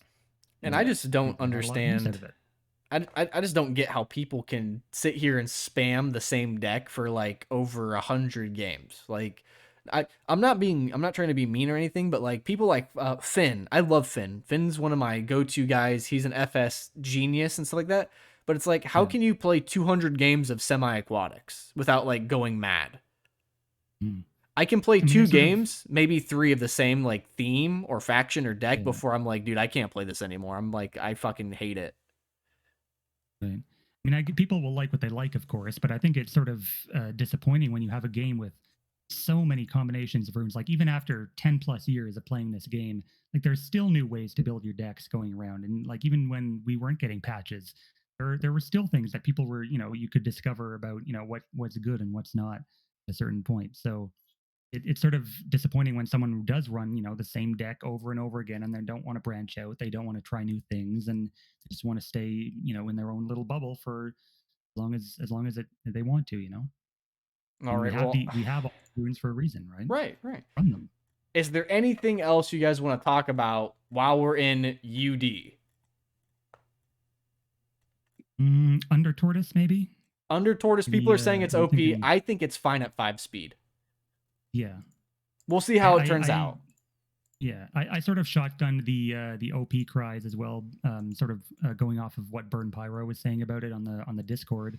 But after running it a bit in Beasts, I feel like 5 speed is enough of a drawback that, it might get a hit here and there, but normally it's just going to be sitting around waiting for a crossbow shot, or, maneuvering into range, unless you put like a Protean Chains on it, at which point you've, again, spent like 100 Nora getting your 5 speed fatty into range. So, it's a justified drawback. And what was it? Burn's a good example. I love Burn. Good dude. Smart player. But his thing is just like, oh my god, 3 defense and 60 HP. That thing's broken. And I'm just like, it's a tank. Those are tank stats. Yeah, but it's in UD. It's gonna have like so much damage. It has like 11 damage. You can run protective on it, but it's still 5 speed. It's a 2x2 that's 5 speed. Like, how does it get in? It gets in enough just to take a lot of shots and die, basically. Basically, yeah. I mean, if I we mean, want it's to not talk even when it about gets in. if we want to talk about stats, like Arctic Turtle has 80 HP, 3 defense, slowing armor, Mhm. and like scale armor that he can take for 50 Deflection Nora. too, yeah. Yeah, so it's like it's a big fucking turtle with a crossbow. Mhm. We're gonna move on. Karma just told me that he has to get going soon, so let's try to wrap up the last of the splits, and then you and I, if you have time, can discuss the future. If not, I will discuss it by myself, and then I will we can wrap this up and head it out. Yeah, sounds good. We Hey, might have a few more minutes afterwards. Karma. Yep. Tortuns, how are they? Amazing as always. Nice. I think Tortuns are definitely like one of those things that once you get to like a certain point in Pox, you should probably just try them because it's like such a fun play style. It's definitely different than most of the themes in the game. Takes a lot of skill to like actually play them well.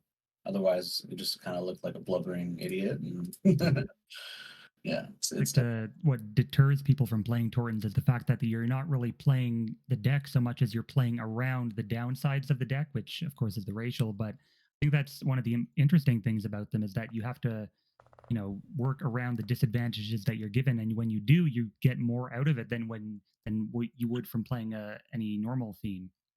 'Cause they can be really rewarding if you play them well. I've exactly. seen some crazy stuff. I've definitely noticed a thing. Hold on, Estrella. I've definitely noticed, like over the years of playing with Tortons, that there is like there's a hidden ability in Ponderous where your opponent also thinks that it's like a downside, right? So you're both looking at it from the lens of like, oh, I can't attack very frequently with champions. So most units are probably only gonna attack once in a turn. Please.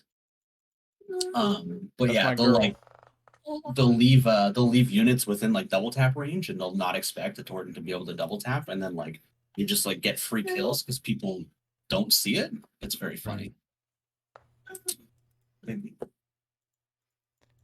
Coming off that, as the go ahead, Jazz. Yeah, I was just gonna say I remember reading about you mentioning that Battle Mystic was designed specifically with Elves Rule in mind. Yeah. I was wondering if maybe explain the story there a little bit. Elves Rule has a specific deck he likes to use that pisses me off really a lot. And it's basically the idea of it's a full faction KF deck, and he has a bunch of units that have fairy dust, which gives you wandering for 2 turns, and then he has like prismatic crystal, and every card in the deck isn't per se good. Like it's a bunch of weak units, not very strong units and stuff. But the idea of the deck is just to basically stall you into losing as he continues. And it works. He's beat me with it like 3 different times. And I was like, and Battle Mystic's whole thing is a Tortun went and trained with the elves of Cathar Forest. Yeah. So it made sense. I was like, lore-wise, it makes sense. And I would love to give him more ammunition for his deck. I don't do it a lot normally where I make a card specifically for him. So like I only made that one ability for him. I gave it Fairy Dust. But like overall, I wanted it to become a more solid mid-range, which people think that doesn't exist in this game. They're like, that's not, you have melee and you have range. I'm like, no, 2-4, 1-3, that's mid-range. That's mid-range should be somewhat tanky and reliable. They're not a beater, they're not a bruiser, they're not a glass cannon, right? They're a mid-range unit. Pretty simple. And that's what I hope to do. It has 3 defense, it still has only 45 HP, it has good damage, it has 2-4 range. You can take dodge, arrow eater, or elusive on it, so it kind of holds up to the original idea of what it was supposed to be like this weird mystical shamanesque figure going into a battlefield, dodging bullets and arrows and cannonballs and casting magic on people. I really like. I think what I like most is that it's still like you still maintain like the old feel of it without making it too different, but also the addition of Mystic Push to base. I really like the idea behind that ability. I feel like it could maybe be spread around a tiny bit more. Of course, not too much. I mean, you don't want complete elimination of spell presence, but the idea of just him like sort of pushing his own like his mind forward and decreasing the threat range of the opponent. I think that's a nice little flavorful ability on him there. Right, right. And like you said, it could be spread out just a little bit more, but not a lot. And I'm Yeah. willing to do that too. I'd like to get it maybe on maybe 1 or 2 more units throughout the entirety of the 8 factions. Yeah, if it has to be no more than 1 Mystic Push unit per faction. So Oh, you yeah. cannot have like 6. Because I remember way back, I made an KFUD Mystic Push deck, and it was just bullshit. It was Puppeteer and then the Battle Mystic, but the spell presence, like removal, fuck, is it so strong. So it's something I do not want proliferated. I think that could still work. You still have that Salaman with Mystic Push. But that's what I'm saying. Right? It's KF, FS, and UD. So there's 3 factions that have it, but only 1 faction has 1 unit in it, like per faction. So you only have a max at 4, unless you like run Gwilman's Mirror or something. Then you can have 6. But yeah, it's only limited to 4 total. But anyways, I have to go. I have to tend to my daughter. She's awake now. So, but it was nice chatting with you guys and good talking about the game. But yeah, I gotta. Definitely. Love to have you here. It's good having you, buddy. We'll talk to you later, okay? Hell yeah. Good luck, guys. Take it easy. Bye-bye. All right. Well, we have Tortuns down. I think the rest of the changes to Tortuns, they didn't get any nerfs. They got some other buffs. Some didn't land. Like, I want to go back and redo Grenadier. I feel like he could be better. Yeah, I feel like that as well. I think Death Nova was a nice, a nice idea, but I don't really think it really it suits his like flavor, but just doesn't really synergize with what he's supposed to do, or it doesn't really give him anything that he didn't really need. So I had a thought of maybe switching out to like Grant Death Nova Fire, so it makes more sense. Like he stuck a grenade onto somebody. But we can talk about that at a later point in time. The other ones that got changed were Gun Battery got a nerf, but honestly, it just became better in my opinion. It lost the blow up ability that DMC has, Artillery Strike, as Jazz just mentioned, and it just became a long range threat for higher costing Nora. Yeah, I think it's definitely. I saw a comparison on the Discord to Tortun Mortar, saying it's basically just a more expensive Tortun Mortar. I don't really find that to be the case necessarily. I think Gun Battery has its strengths. It definitely does more damage than the Tortun Mortar, but it's also a little bit slower. It has, similar stats, I would say, but I think overall they serve 2 different roles. I think Explosive Attack is really nice flavor on there, and I think there's space definitely in a Tortun deck for both champions. Moving on, Tortun Captain got a small buff. He got cheaper, got better stats, and some new upgrades to kind of make him run so you don't just insta-run ready rank 2 and multi-attack rank 1. Tortun Inventor got a rework too, and then I don't know how you would say their god's name. The Erilun, Elrilun? I don't even try, really. Arilun's favor? Your I don't guess know. is as good as mine. It got fixed. Favor. It got fixed. The AoE wasn't showing up. So like I said, it's fixed. Hopefully it is. I take his word for it. Yada yada. But yeah. Overall, I think Tortuns are in a good spot now. Most of them, if not all of them, are runnable. And like Karma said, the deck is a lot of fun. It just has a little bit of a skill curve to learn. All right. Going on there's a lot of... Oh yeah, I was just gonna say there's even in stuff like you could split with more than just their standard FS KF. There's like FW Tortuns, UD Tortuns are also potential things. So a lot of options when it comes to that theme as well. Right. You ready for Leos or Leos? Yep. Let's get to it. Yeah, go for it. Yeah, so I was looking over the changes, and what really stuck out to me was of course the monks are probably the biggest one. Blue Fist, Red Fist.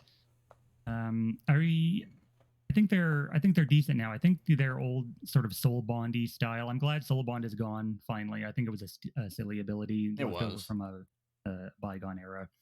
I like the fact that they're similar and yet different. I like that they have they share the same U2s upgrade line sort of.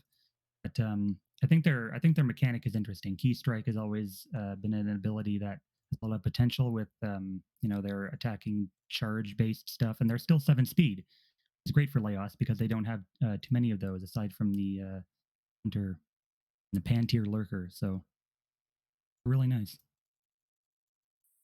I agree.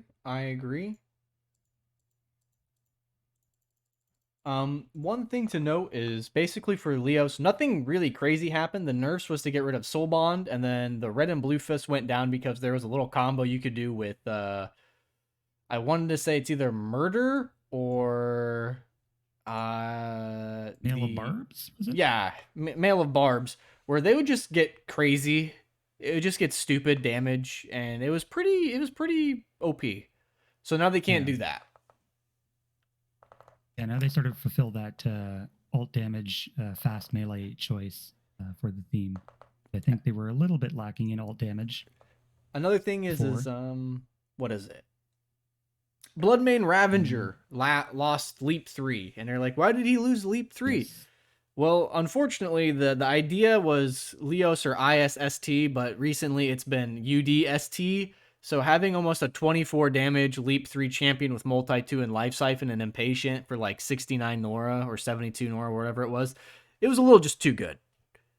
So yeah, it was. I do not miss the Leap 3 Bloodmane Ravager. I think his current build is nice and streamlined for what he's supposed to do. I think more people are probably going to go with the Blood Rage upgrade over the others, but that would again push him into a reasonably good price point. And so I haven't played against UD Laos recently, but I'm pretty sure the deck did definitely get something of a hit there from that. And then overall, the rest of them is just Bastion Remnant, Leosh Druid, Wall of Ailer, yeah, something like that.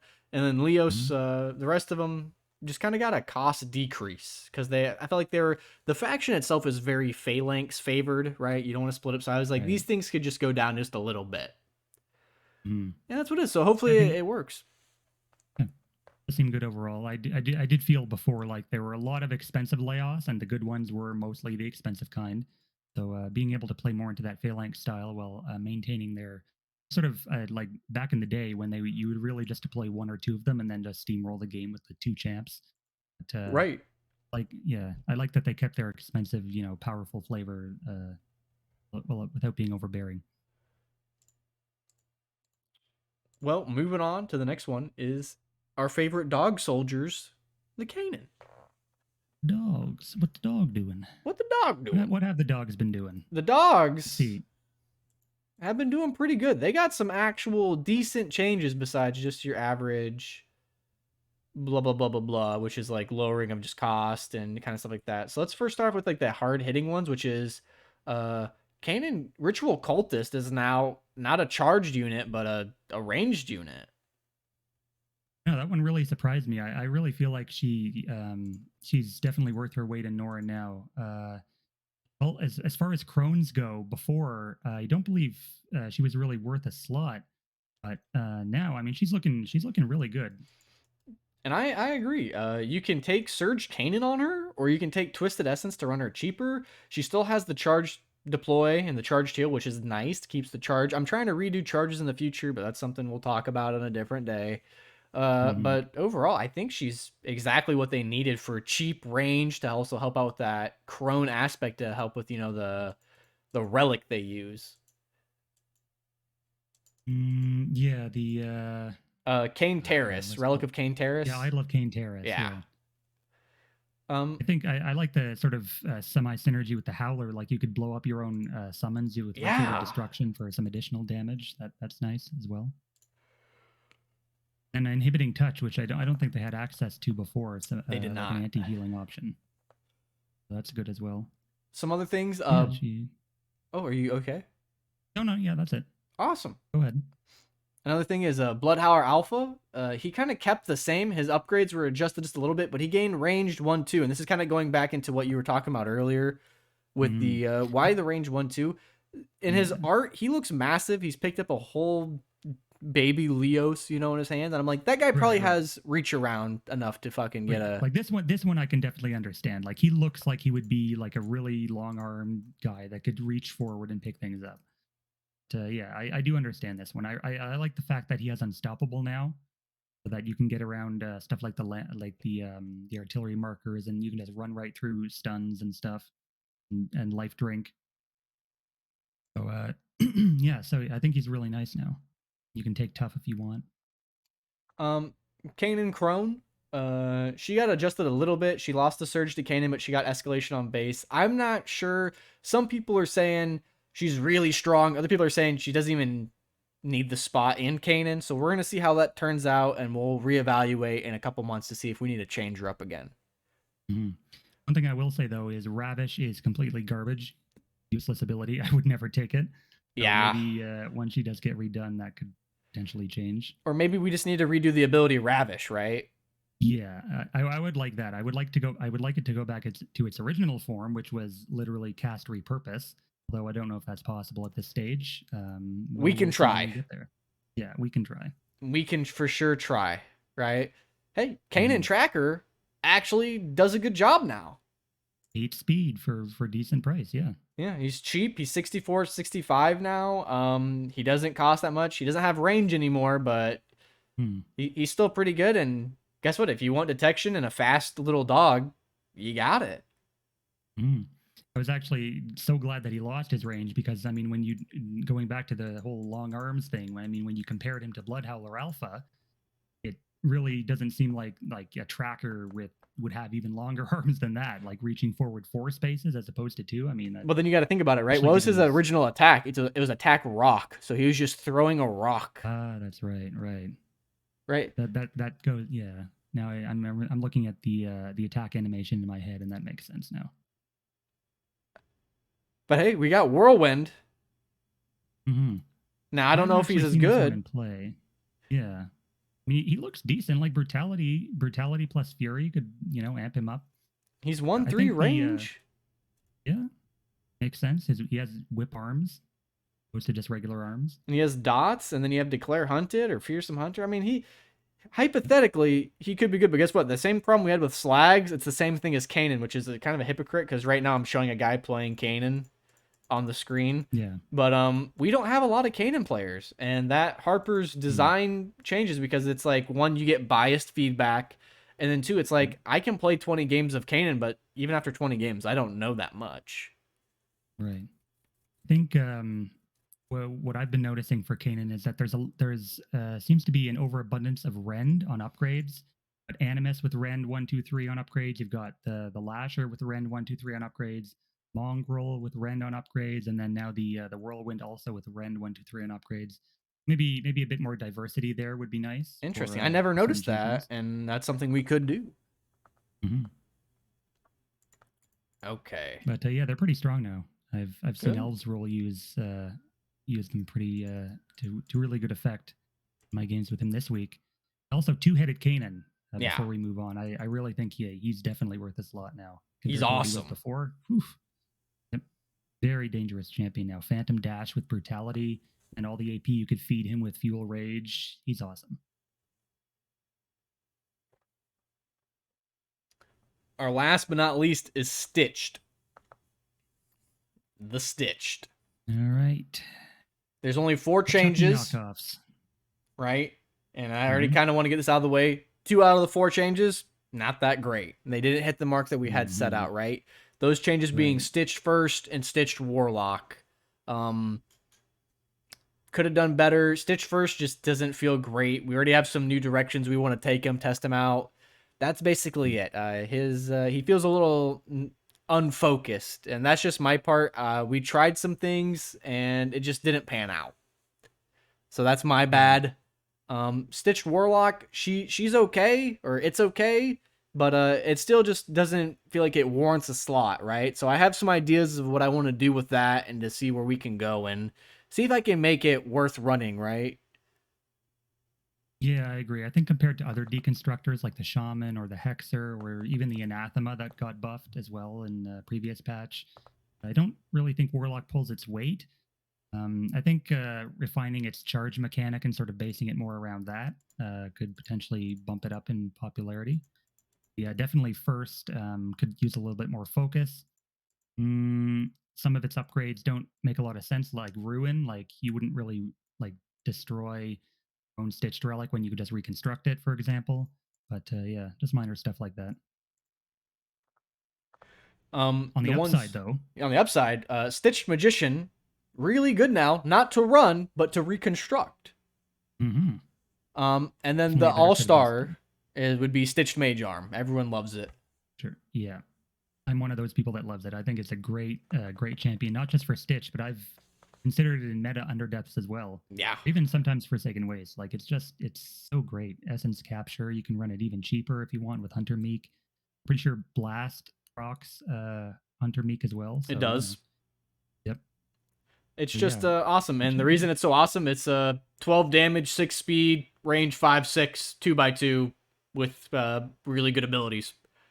Mm-hmm. So it's awesome. I don't think I want to nerf it either. I think I want to keep it around unless someone proves it otherwise, right? So it's like, I love it. I love it when things just feel good. They hit the mark. It does. Yeah. It feels perfect the way it is. I wouldn't change anything about it either. Okay. At the moment, at least. And that's it, ladies and gentlemen. That is a quick haul of our asses through a patch that took 6 months to get through because we skipped. Well, you guys can't see it now unless you're looking at the screen or you're looking it up stuff, but I think it was easily 50 changes per faction is what we rounded it to. At least. So that's let's do our quick mental math real quick, ladies and gentlemen. That is going to be 400 something changes plus the splits, so about 420 LMAO. Nice. Perfect number for this gang of us. Yep. The sacred number, you could say. I'm probably gonna go after this video and buy some marijuana because I'm in a legal state and I'm gonna smoke because I've been talking with these lovely, well, Karma left us, but lovely men of Pox for almost 3 hours. So definitely earned it. But before I go, seeing as how I'm in Canada, I could probably do the same. Right. I could have done the same before you could have. And Karma's also in Canada, and then I'm right next to Canada. I just moved up to Alaska. So you're on the top of Canada. Yeah. I'm literally just discount Canada. Yeah, pretty much. You're our 11th territory. Yeah. And I'm trying to move into Canada here in the next probably half a decade, so 5 years or so. But let's round it out, right? I kept alluding to this and stuff like that with the future of Pox Nora, stuff like that, and I want to conversate with Jazz and stuff. Here's the idea, right? We're in this really weird stage where defensive playing is seeing a huge increase, which is kind of toxic to the game because people have nicknamed it Shrine Mastering, which is kind of incorrect because we have a player named Shrine Master, and what he does is he will literally set 10 spaces back from anything you can do, and he'll just wait there until you make a move. And it basically is refusing to play the game, only reacting to what your opponent does. So it's basically, you can beat him, but it is the most mind-numbing gameplay ever. It's always usually around an hour to 2 hours, right? No one likes playing it. It's a frustrating experience all around. It really is. Now, some people have started doing that, and that's very frustrating. But what we've been seeing a lot of is people will say that's Shrine Mastering or something like that. But what it is, it's just super defensive gameplay. And we're trying to fix that in a lot of ways. And one of the big ones is we're trying to redo all the maps and then release them back into the rank pool. It's really hard. We don't know if we can do it, but we're trying our darndest. We had a good lead, but then life happened to all three of us, me, Eth, and Slug, and the patch was supposed to be done within 3 months, and then it took 7 months, and here we are, and we don't know how much we can do with what we have, but we're going to try our best, okay? The idea, though, is if we do the maps, every map will be playable, so the map pool will expand almost triple to what it is now. There'll be different variations of maps, and every map will have at least 3 fonts plus. So there's always a font that you need to fight over for resources. Another thing that we've talked about is potential comes with champions, and this is kind of the balance side for me, right? How do we stop turtling to an extent, right?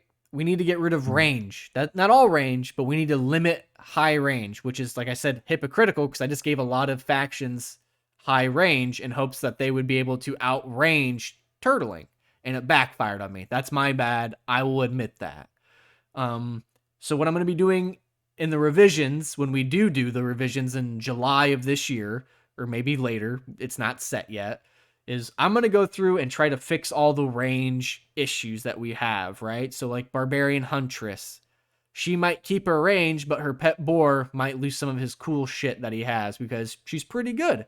Boghopper Spitter, he will probably still have a dot, but maybe dot rank 1, and that's about it. He'll be a very low damage dot rank 1 4/6 unit. But the opposite side of it is trying to cull back all those 6+ range units that don't need to be there and put them in the category of, 1/1. So it's a champion with 1 range, or a 1/2, or a 1/3, 2/4, 4/5, 3/5, and really explore those areas of range because I feel like that's pretty fair. Right. Or even like stuff like 2 to 3 or 3 to 4 range for some. Yeah. If you're like a support unit or something. Going into that is the next idea, right? That kind of couples with the range reduction. Mm-hmm. Champions cost not a lot in this current game state. They're pretty cheap. You can, if you play correctly, you can summon a champion each turn. The idea is we're taking all of those low costing champions and we're going to raise their price up. And by doing so, they'll get extra benefits and stuff like that.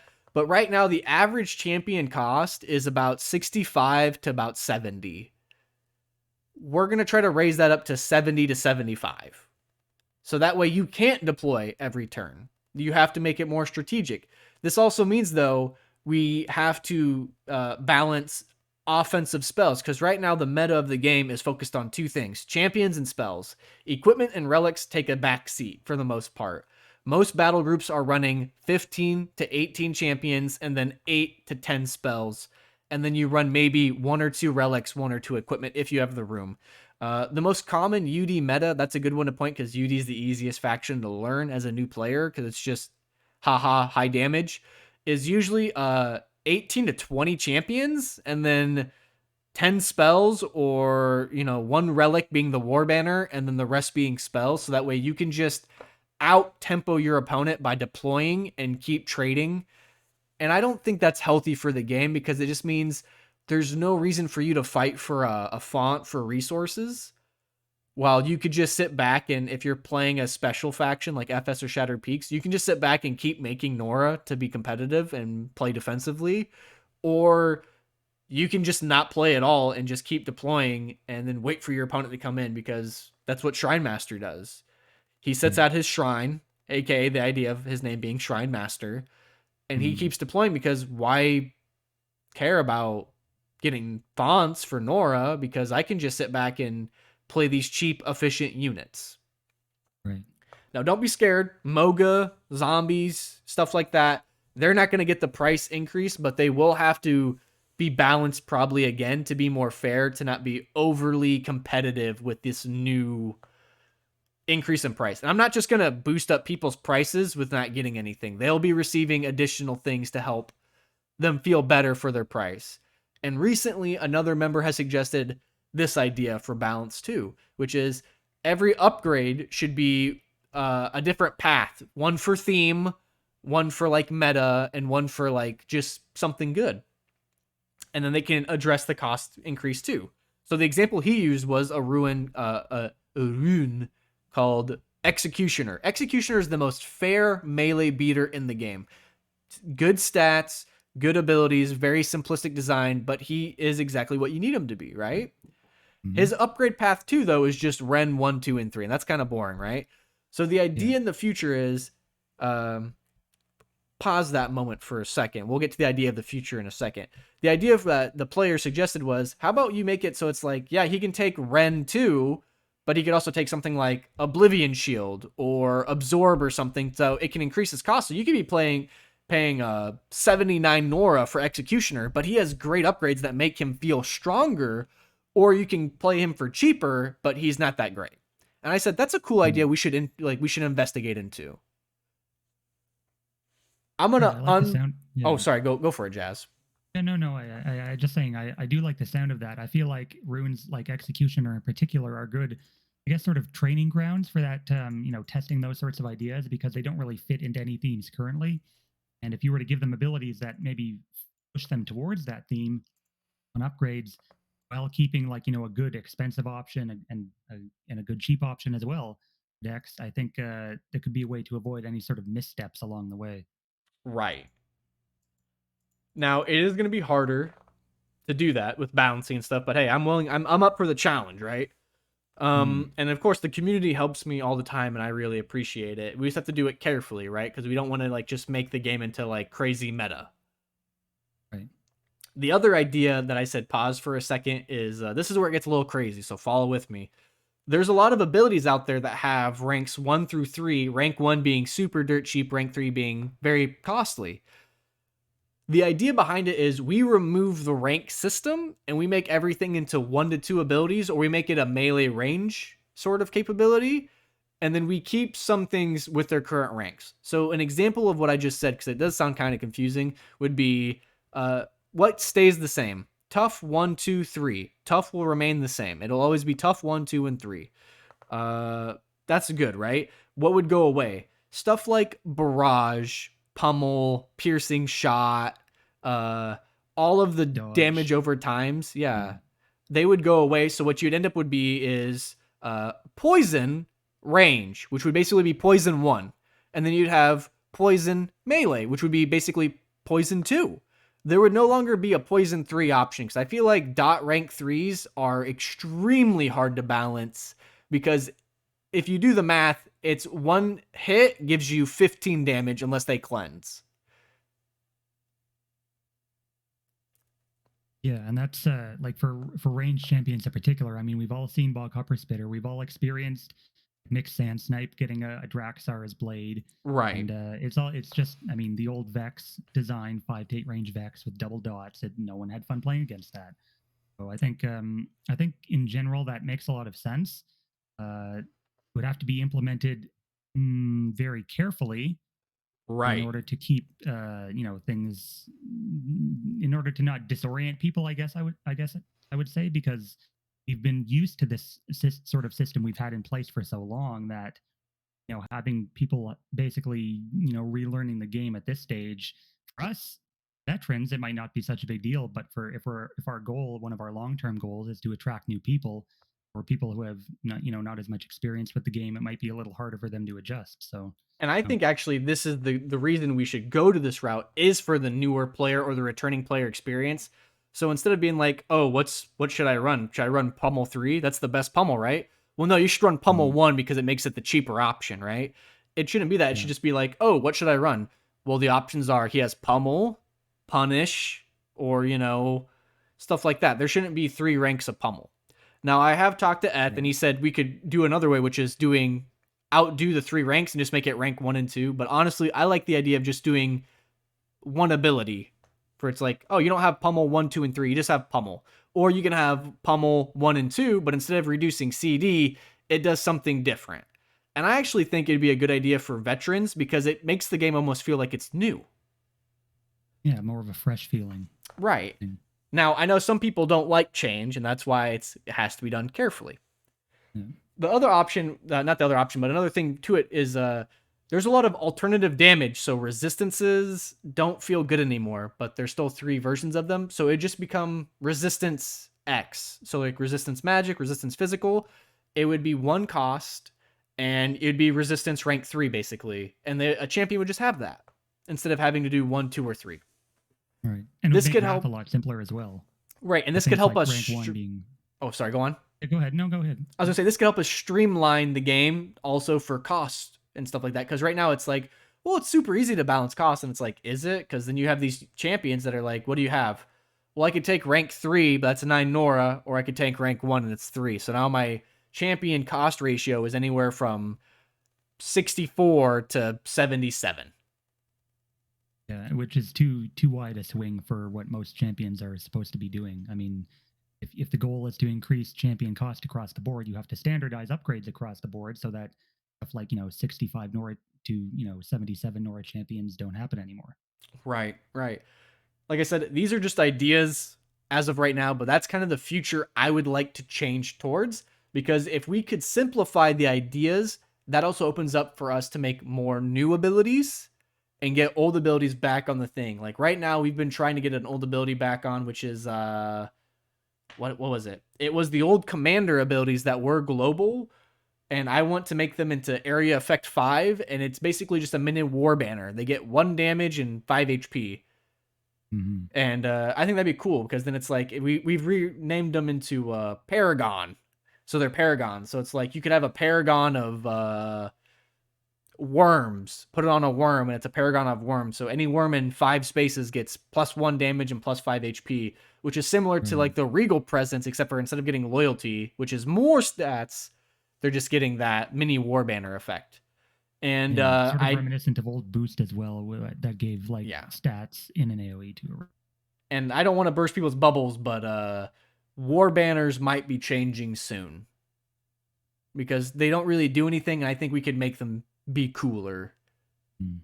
And people are like giving them like faction specific buffs. Yeah. So that way you can run them. So it gives you incentive to run them more in full faction, which some people do. But instead of just being something you deploy for 25 Nor to get 1 damage, 5 HP, you deploy it. And the idea was, for me personally, this is something that I've been working on by myself, I haven't talked to Eth about it yet, is the war banner gives a certain thing, sort of like the amulets that were equipments, to a certain race in that faction. And it would be for every race in the faction. So let's say we do it for KF. You'd have elves, you'd have tree folk, you'd have Garu, you'd have Vashal, and you'd have beast and fairies, right? And it would do something for each of those races. How would that work for factions like Shattered Peaks, for example? Shattered Peaks has a lot of champions that may not share a racial thematic with the faction, but they still have a lot of champions within that race. Like, for example, they have constructs, but IS also has constructs, and the IS banner might buff constructs, for example. And I have no idea. Like I said, this is a very rough idea, but someone had suggested it the other day where they're like, can we make war banners into something different? And I said, why not? Right? Yeah. Because what does it do? They just give you stats. And that's okay. Like, I'm okay with leaving them the same too, but it's an idea that we can explore later in the future. Right. But I think there's nothing wrong with that. I think, I mean, it's good to have, changes that seem like crazy experimental at the time, but, it could potentially lead to something great later on that you never know what would happen unless you tried it. And, people like also, you said, of course, there's always going to be reversions. Yeah. People also talk, they want the scry button back, so we're going to see if we can get the scry back and fortify so we can get rid of the mulligan. All right, I like that. I want to make all the shrines free, all the avatars free. Back in the day, it was a pay-to-win strategy, and now you just buy it with gold. I don't think that should be a case. Eth wants to make multiple avatars. That's his court. I'm not going to talk about it. He can do it in his own due time. But I think they should be free, and that avatar should be more buffed up like they used to be. Right now, they feel pretty weak, so there's really no goal for you to transfigure unless you're in a faction that has a bonus for transfiguring at all, like KF or UD. KF. Yeah. So it's like they should feel powerful, so that like if your opponent starts rushing you and you transfigure it, you have not a disadvantage, but a powerful unit on the field that you can use at your benefit. Not too powerful, but something better than what it is now. Right. Something that actually has an impact on the board that you'd want to use in combat rather than just have to run away with all the time. Exactly. But going back to the whole idea is I want to streamline the game. I want to make it more user-friendly, and I also want to make it a little bit newer so that way old players have something to learn again, and it's not just people coming back and being like it's boring. But before we can do any of that, I talked about it earlier, we're going to be working on this mainly doing bug fixes, description fixes, and quality of life updates, because as Burn Pyro said the other day, it's really frustrating coming back to a game and reading something that you had forgotten and expecting it to be that way, and then you figure out it doesn't work that way because it's a bugged description, or it's a bugged ability, or it's like some secret knowledge. Yeah. I agree. I think stuff like the wording in particular could really use a cleanup. Terms could be standardized across all runes. Like I mentioned to Eth about there being several runes that mention idols versus champions versus relic or versus like deploy versus summon, or like destroy versus sacrifice could be something that could be cleaned up. Or oops, I almost dropped my mic. But yeah, stuff like that could really definitely use a cleanup for people just not be confused by the basic English that's on the runes. It should be simple. It should be easily digestible, because when you're in game, you only have a minute, almost like 2 minutes to do your turn. So I agree. So once we can get to that point where everything feels good, and we also bring back some of those cool features that the old client had, like being able to deploy an AoE highlight zone so you can see where a spell, or we can fix 2v2. I know a lot of people don't like 2v2, but there are people who love 2v2. Right. It's broken right now. You can't play it unless you do a custom game. That's bogus. We should be able to do it in rank 2, right? So we can fix 2v2, stuff like that, get the maps all out, make sure they're good, and then we can start streamlining. Maybe? That's a hard one because that has to go with gambling. If we can, and also it was a system created and then Sony took it from us, so like we'd have to create the entire system again. But like, hey, speaking of like 2027, 2028, sure. If we can make it free, it's like a free draft. There's a lot of ideas I'd like to explore and stuff, but this is what I've been thinking of a lot lately, and I've been trying to plan, which is streamlining of abilities, bringing in new abilities, making it easier for people to learn and also play and also just remember stuff, and overall the quality of the game just being better. Definitely because, like the sound of that. Yeah. I hope that we can deliver on it. I want everyone to remember, though, I don't want anyone hearing this being like, or hearing the fact that there might be another expansion in the future and stuff like that. I don't want people being like, oh my God, I got to get back right now. I want you guys who haven't been in the game or who haven't been playing or anything, from 2017 to about 2020, the end of 2020, there was nothing done to this game. There was no development. There was no changes. It was the exact same game for 3 years. And then we slowly started doing changes. Mainly Eth by himself with the help of a Discord mod who is a former client of Desert Owl Games named Cortices. He helped out. He actually contacted Slug personally, and Slug came back to help us. Slug loves this thing. This is his child. He created this in a garage in 2006, right? And he has noted a lot of things. He's like, I would have never done that through the years if I stayed with the game. And he has his own feelings and frustrations of how they handled things. We are trying our best, but Slug and myself work 50+ hour weeks. Eth is working, I think, 3 jobs right now for some reason. We're very busy with life. We don't get paid to work on this. This is not an official thing. This is a fan thing. Stuff like that. And people have always asked, well, just open it up to us. We technically don't own the game. It's owned by 2 people who used to be Octopi members, and they just allow us to work on the game. They are currently working on some other project, and they haven't told us anything much. We try to contact them about every other month to see if we can do something, and we don't get a response back, but we're working with the tools we have, guys. So all I ask is patience. If you enjoy the game, play it. If you don't enjoy the game, no one's forcing you to play it. I can tell you this now. Eth sends me an update almost every week. We talk every day. Our player count is rising. I think it was Tuesday, we had 64 players playing at the same time, which compared to 2020, it was around 30 players, maybe 40. So we are risen about 20, and that was during the weekday. Our most popular times are the weekends, and of course, the most popular times are usually midday, so like around lunch and stuff. If you play later at night in the US, it's more quiet.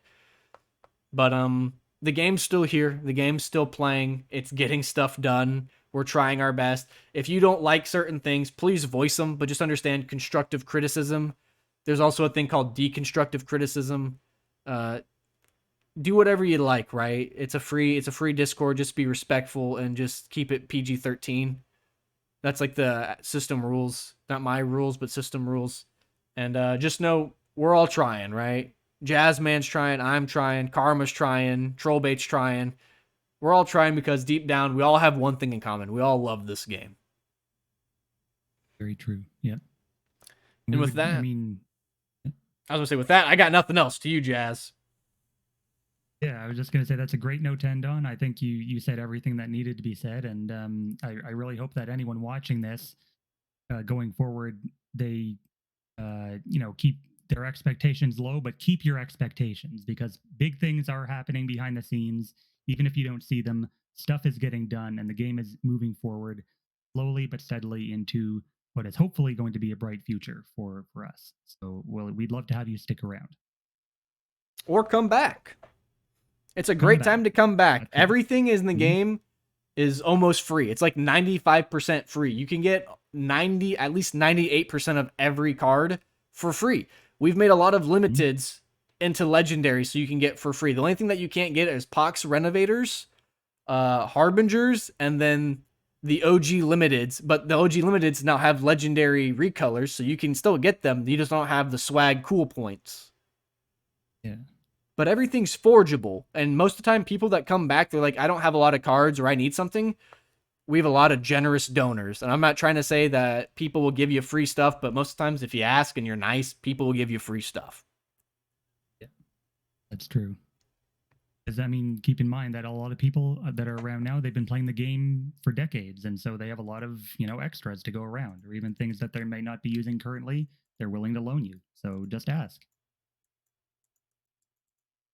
But other than that, I got nothing to say.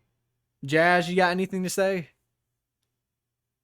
I think you pretty much said it all. I guess just look forward to the next Jazzman commentary whenever it goes up.